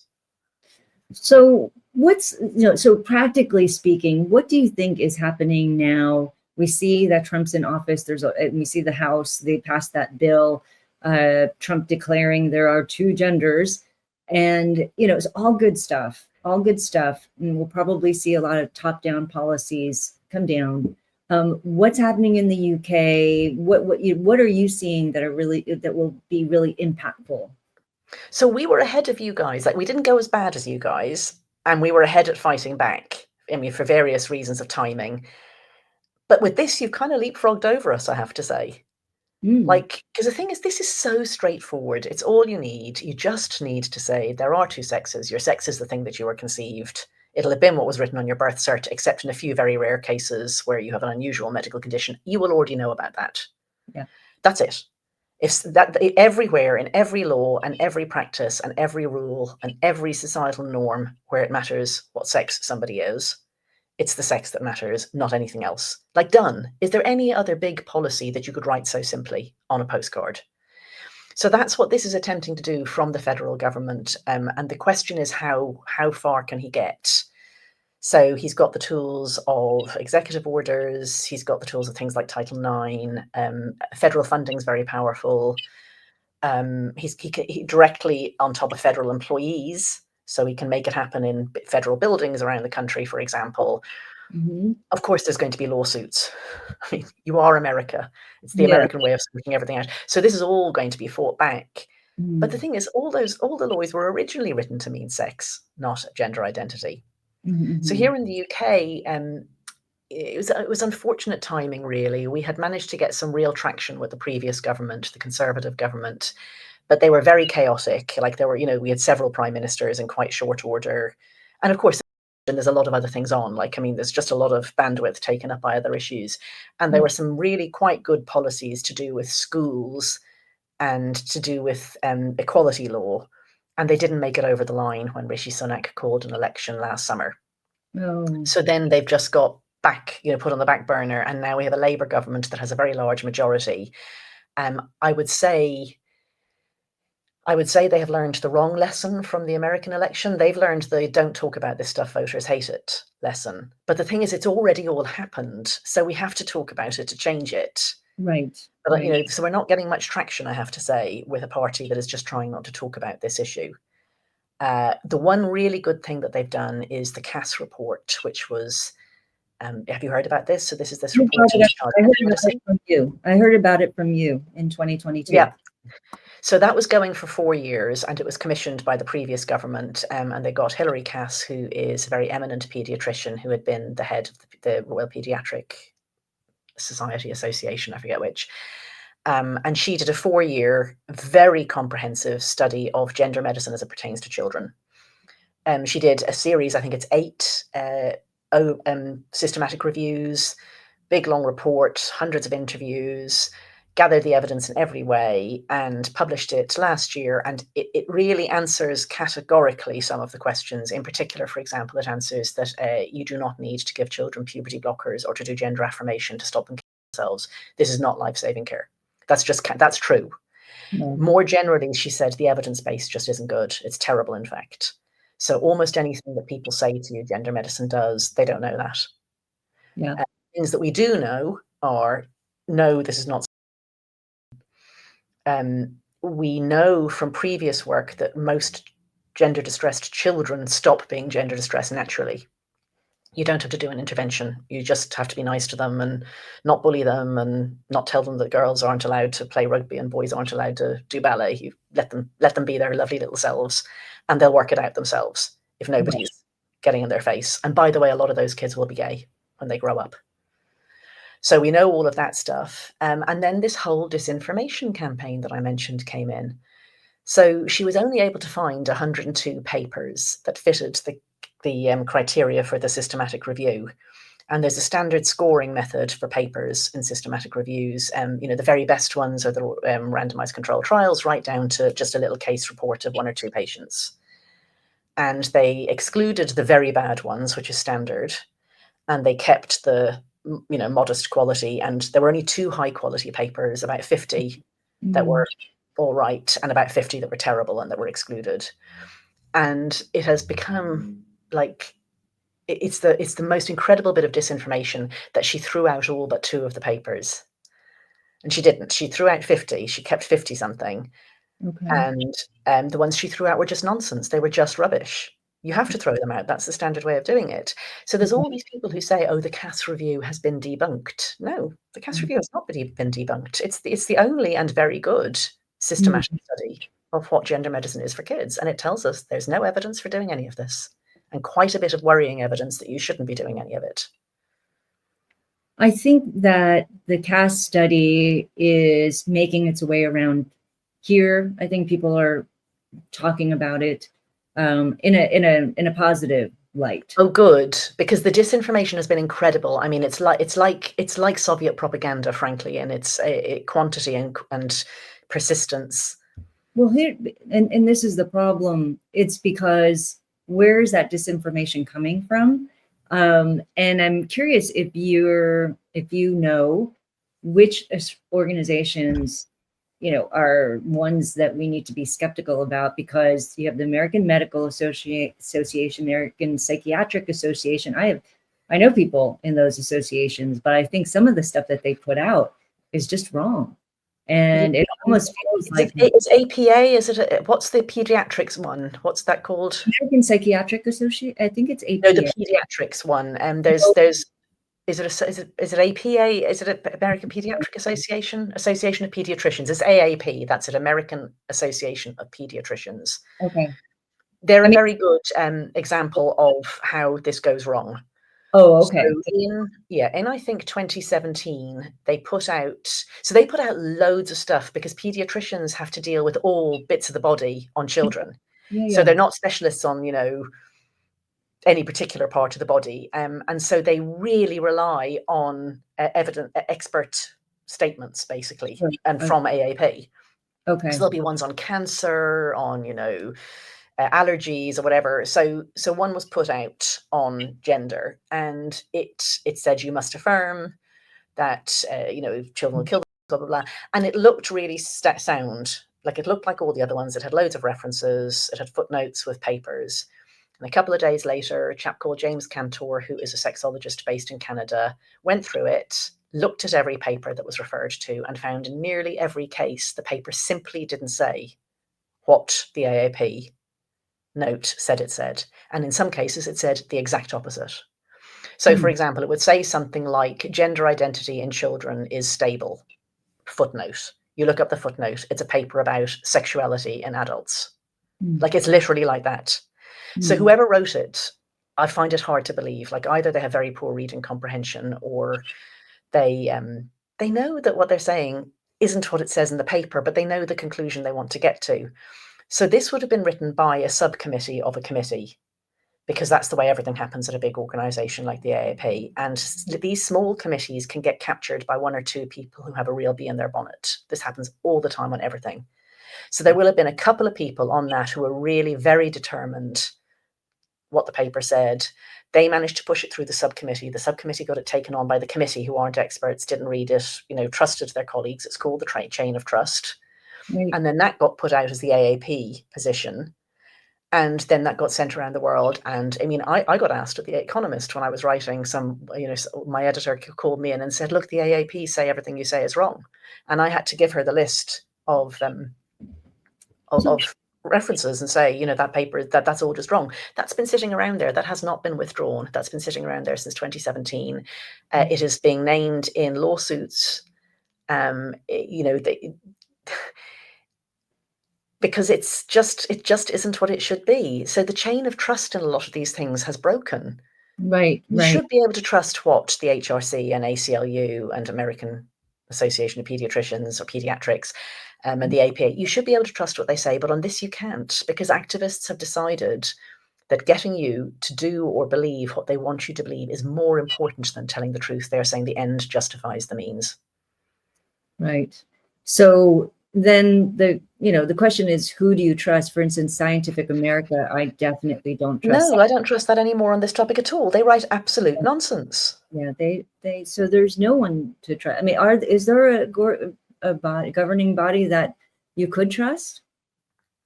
Who do I trust? Well, I trust the Cass Review. Yeah, that was meticulous. I mean, I've checked a load of the references, and they say exactly what she says they said. Who else do I trust? I mean, there are very good reporters, individual very good reporters, and they're by no means all right-wing, but my left-wing American friends who write on this topic abruptly found that they weren't able to get their work into the New York Times or the Washington Post. So I follow a bunch of Substacks and a bunch of Twitter accounts. I mean, I would name Lisa Selin Davis, who is a classic Democrat voter from New York, the sort of person who loved NPR and so on, but she's a very honest and very good journalist. And suddenly she found that no editor would take her work. So she writes it for her own website.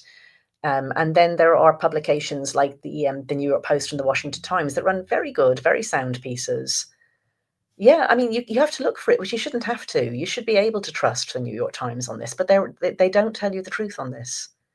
How much is money involved? Have you followed any money trails here?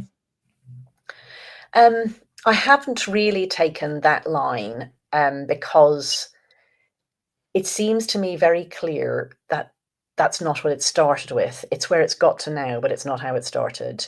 This started because a small number of absolutely obsessive people who did themselves have money and power were absolutely determined to count as members of the opposite sex, and those individuals were willing to break the world in order to fit themselves back into it as the other sex.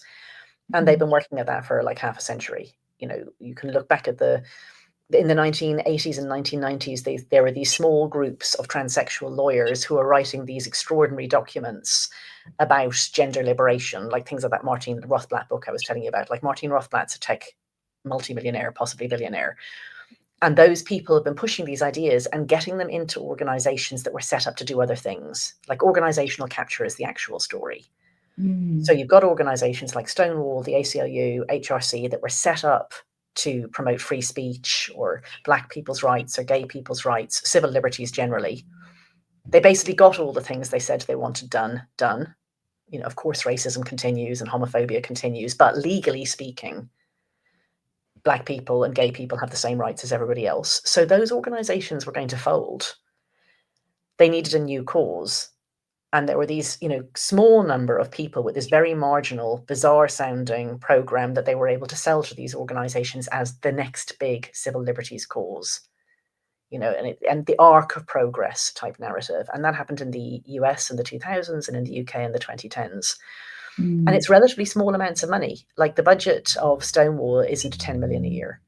That's a medium-sized charity. I mean, it's peanuts. And yet they have managed to get a very large share of all businesses in the UK to sign up to their charter, which insists that, you know, non-binary people are able to have 2 different passes, that men who say they're women are allowed into the women's toilets, but it's better to have gender-neutral toilets anyway. You know, that you put your pronouns in your email signature, all the stuff. And so this tiny charity has managed to do that because people thought, oh, well, they're good. They're goodies. Yeah. You know?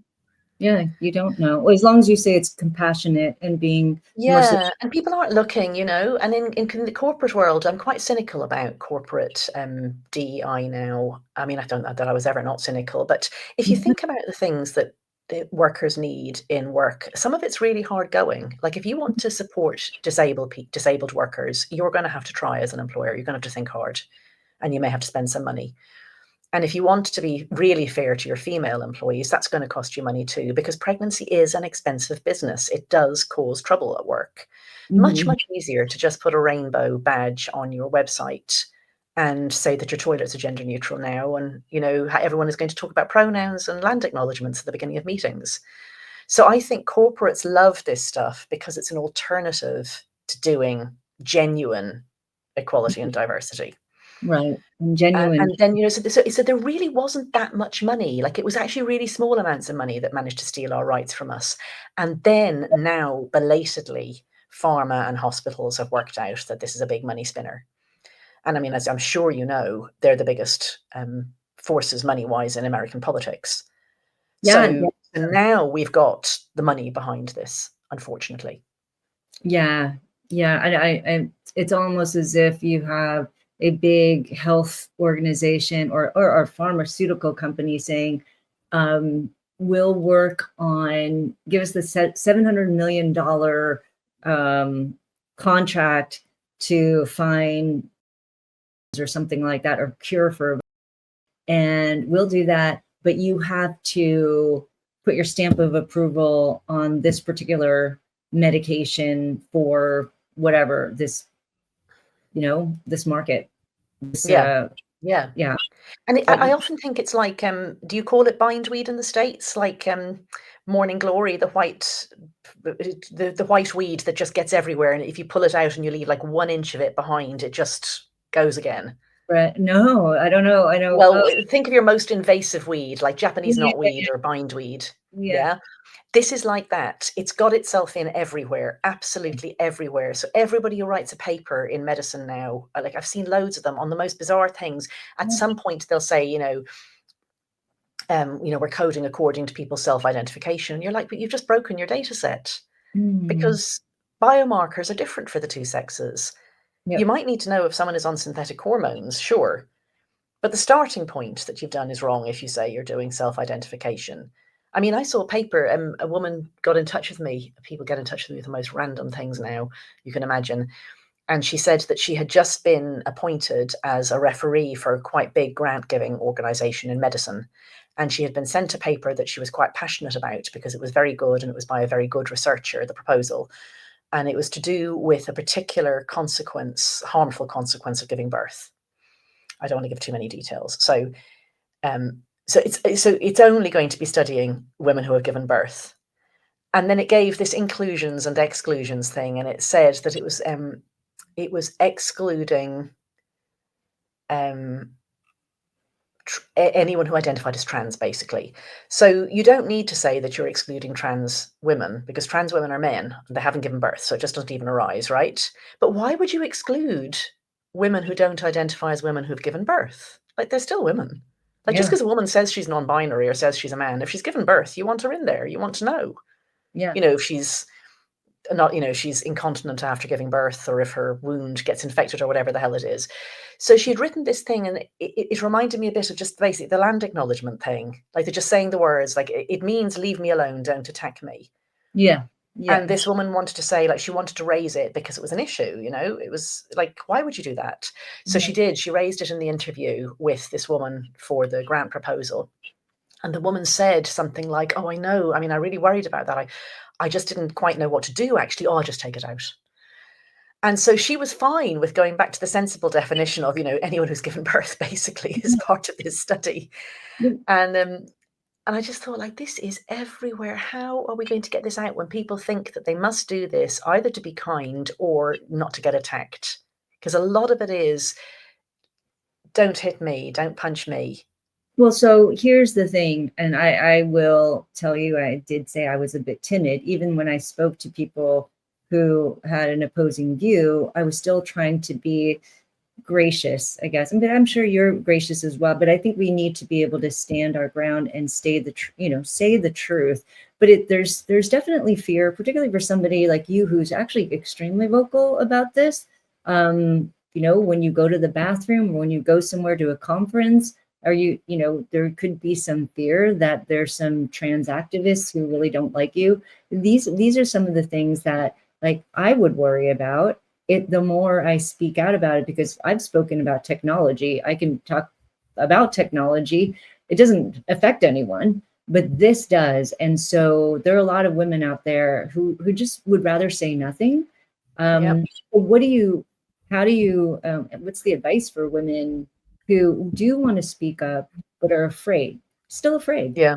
It's a great question. And I mean, I would say most people who are afraid, they're afraid of losing friends or feeling like a bad person.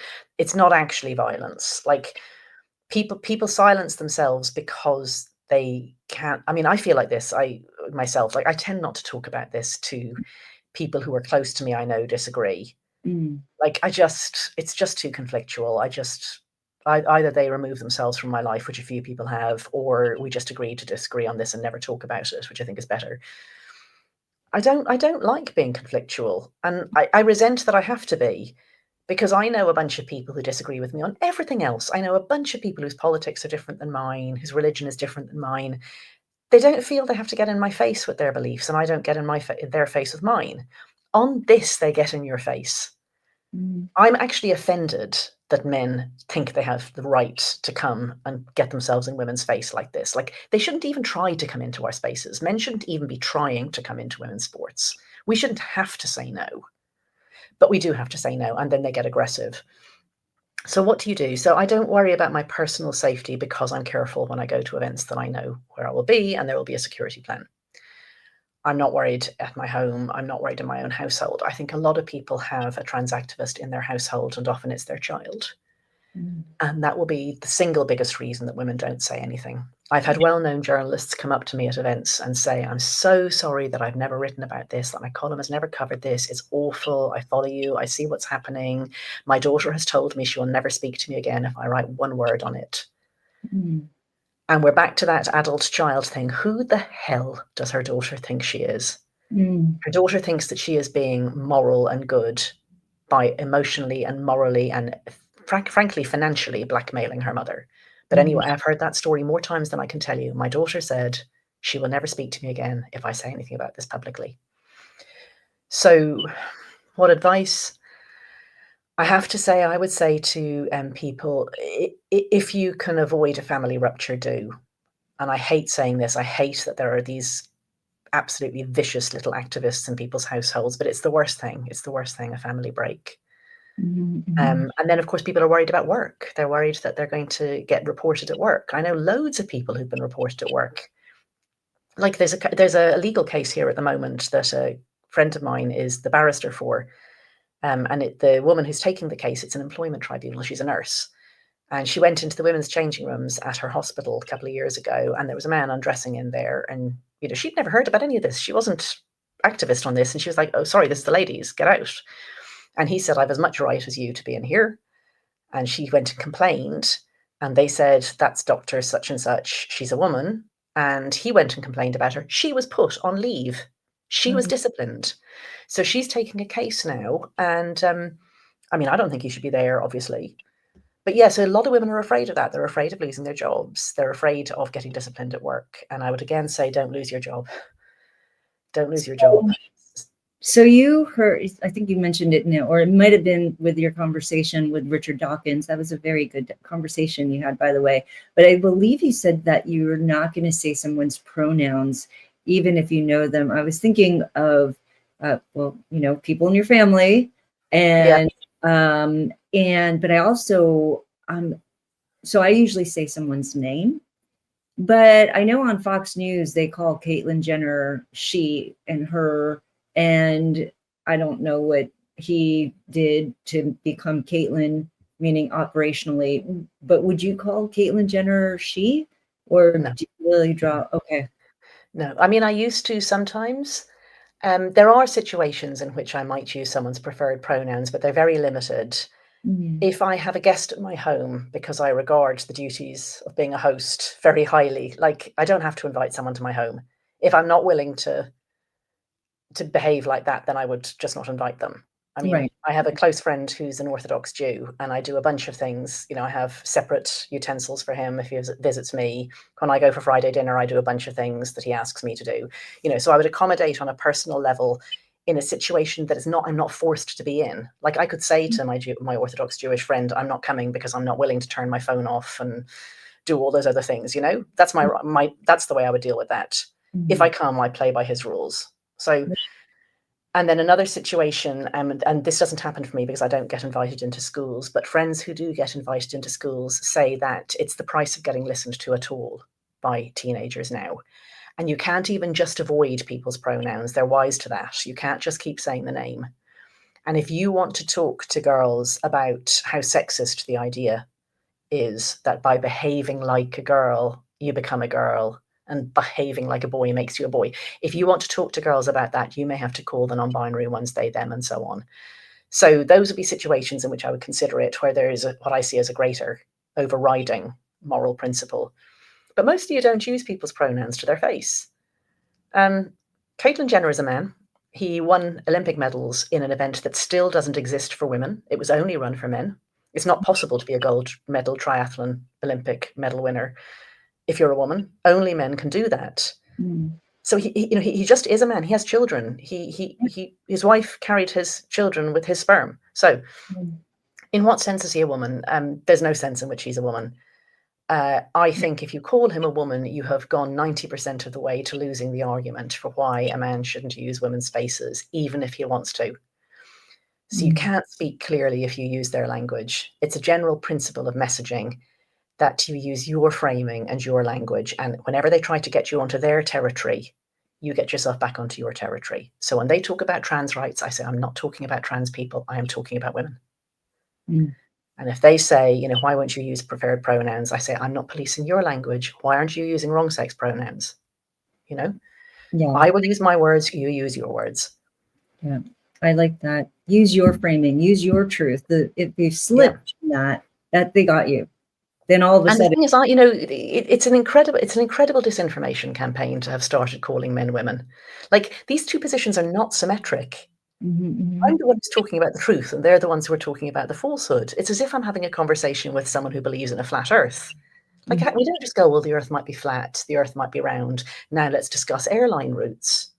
You know, one of those is right and one of them is wrong. I don't want to be mean to the flat earther. I don't want to lose their job, but I'm not giving them the job of working out plane routes.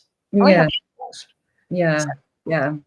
Yeah, my friend Peter Thiel, we started, and by the way, I don't know if you know that this podcast is called Culture, Religion, and Technology. It was started by Peter Thiel and I in 2021 having this conversation.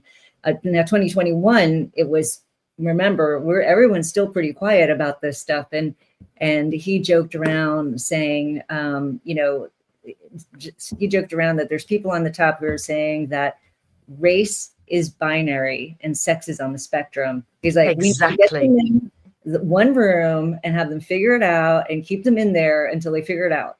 But sex is binary, race is on the spectrum. They've got it backwards. And so isn't that interesting? And that actually, I got Richard Dawkins into trouble before I ever met him on that one. So before my book came out, he was one of the people we sent the manuscript to in the hope of getting a blurb. And in fact, he did blurb my book, which was very exciting for me. And on a Saturday, in what must have been early 2021, I saw Richard Dawkins tweet, a white woman is not allowed to identify as a black woman. This is Rachel Dolezal. Yeah. But men can identify as women. Discuss. And this caused a big storm. And I was like, oh my God, he's reading my book, because I used that exactly. He's reading my manuscript. And then the next day he sent the blurb. So I knew for sure he'd been reading it. Anyway, he lost his award of Atheist or Humanist of the Year, I think it was, from about 10 years earlier from the American Humanist Association. They took it back because of that tweet. And he's a very, very witty man. He put out a statement and he said, I went to take that out of my resume and realized it wasn't in there. Oh. Burn. But yeah, so why is it so bad what Rachel Dolezal, a white woman, did when she said she was black? But it's not. But Caitlyn Jenner is a hero who got made a Woman of the Year and put on the cover of Variety or Vanity Fair or whatever it was. So, I mean, they're just theorized completely differently in these crazy university courses where our children are indoctrinated. And race is theorized as being that whiteness is like original sin. Right. If you're white, you're doing the work for the rest of your life. You must be you are so super racist, and you must just spend the rest of your life atoning for it. So you can't be allowed to identify out of it, because then you would identify out of your original sin, and you can't. I mean, original sin just can't be. And that's over here. And then these people are not logical thinkers at all. There's this totally separate thing over here, which is queer theory, which is where binaries are bad things, and inverting binaries or making them interpenetrate each other is liberation. Right. So allowing men and women and saying that there's a spectrum and the two sexes, and what Judith Butler says is that not gender, but sex itself is socially constructed, she says. Right, like right. She says sex is assigned at birth. Like when the doctor says it's a boy or says it's a girl, that's the moment that you become a boy or a girl. Absolute nonsense. But anyway, that's what's been taught for 20 years now to kids. So, you teach them stuff and they think it's true. And they don't join the two bits of their brain together, because they're theorized separately in different compartments of the brain. And they're different moral and ethical, in my opinion, very immoral and unethical, but you know what I mean, frameworks that just don't speak to each other. Yeah. And I think largely what this, the larger philosophy that's happening here is that identity politics, which we didn't talk about, but, if you have sex on the spectrum, well, you can just create a ton of minority groups or constituents down the road. Absolutely. And it's the only way that you can identify privilege. Like no other one, no, there's two. I'm sorry. One of them is that you choose some, disability, basically. You say that you've got ADHD, or these are real things. These are difficulties that people really have. But the number of people who are now autistic spectrum disorder or ADHD or anxious or, a whole bunch of stuff. Like I think it's a third of kids now in this country get extra time for disability and exams. And I mean, that's all anxiety and ADHD. Yeah. So that's a way of identifying out of privilege. And the thing is that if you're privileged, you're bad. You're a bad person. So you want to identify out of privilege. And the other way is to have some sort of special sexual or sex identity. And, that's a bit hard if it really genuinely means sleeping with people that you find unattractive. But you can declare yourself yourself to be non-binary, bisexual, pansexual, or queer and not do one thing to change anything about your life. But now you're not a boring cis-het person. You're not True. privileged. You're now a member of a minority, and you are a good person because privileged people are bad and unprivileged people are good. And the fun one is the non-binary one, because then you can try and police other people's language as well. So it's actually very hard to remember to call a person they, them, or something like that. So it's a particularly enjoyable exertion of power over other people, including your parents, at the same time being an oppressed minority and having to do not one damn thing to change anything about the way you live. Yeah, it's insane. Well, they're just manipulating the language there, right? And other people. And other people. I mean, I know so many parents who aren't able to call their own child a boy or a girl. Wow. Imagine you're pregnant for 9 months, you give birth to a girl, you bring that girl up, and then that girl tells you that they're not a girl. You don't have to imagine, you know plenty of people this has happened to. I think, I need to change. I need to be more like you, more matter of fact, and just say, no, there's a boy and a girl, and just, go on with my life and not try to, sink down into the weeds of, I don't get into arguments with people who have this in their own household. It's totally unfair. They're going through their own thing. Yeah. And I don't misgender my friends' children in front of them. I just don't talk about their children, which is very unfortunate because sometimes they're children that I've known for a long time. Right. But I'm just, if they know what I think. See, I have the big advantage that everybody knows everything I think because I wrote it all down and I've been on a bunch of podcasts. So if they're still talking to me, they can't possibly think that I think their girl is actually neither a boy nor a girl. That's true. So we just set it to the side. Yeah. But I try to be very matter of fact about it. So when somebody says something like, do you mean you wouldn't call Caitlyn Jenner she? I'm like, well, no, Caitlyn Jenner's a man. He won this medal. He fathered children. I have no problem with him doing what he likes about his life. But that's not my religion. That's not my belief. Yeah. He can do him, and I'll do me. Thanks. Yeah, I think that's just, that's just not your belief. That's not your religion. And I think that, and I'm just going to stick with my truth, but I'm going to respect you. Yeah. And then that's the way we do it with everything else. Like, we don't go after people for their politics and for their religion and all the rest. And, I know people who believe a whole bunch of things I don't believe. I know a bunch of Marxists. I know people who are into homeopathy and astrology and things but just fine. Just don't tell me about it. Well, Helen, this was a great conversation. I wanted one last question for you. It's just what would you like to happen this year? What are you working on? Maybe another book, or maybe you're working on something with sex matters. And what would you like to see happen? Sure. I mean, I'd like everyone in the world to adopt pretty much word for word that excellent executive order, which is written by a woman called May Mailman, by the way, who really has done her homework and has been listening to a bunch of people and talking to some very sensible women that I know through I think it's Icons, it's called. It's one of the organizations that helps girls and women protect girls and women's sport. So, I mean, there is no more clear-cut thing in all of politics and society that we have gone and broken than that we start to pretend that it's possible to change sex. And in loads of places, it doesn't matter what sex people is. It doesn't matter in the voting booth. It doesn't matter, when you're applying to do a job to be an accountant. I don't care what sex people are. But anywhere I care what sex somebody is, it has to be their sex we're talking about, not their gender identity. It's really that simple. And that means the government records your sex, and that anything that says M or F on it, we mean your sex, we do not mean your identity. And I'm really very sorry if people lied to you and told you that you can change your sex. And I'm really very, very sorry if you made decisions on the basis of that. But it's driving us all mad. It's destroying women's rights. It's indoctrinating children. It's harming gay people. We actually have to stop it. So that's what I hope for. And it'll be different in different countries how that gets there, but that's where we've got to get to.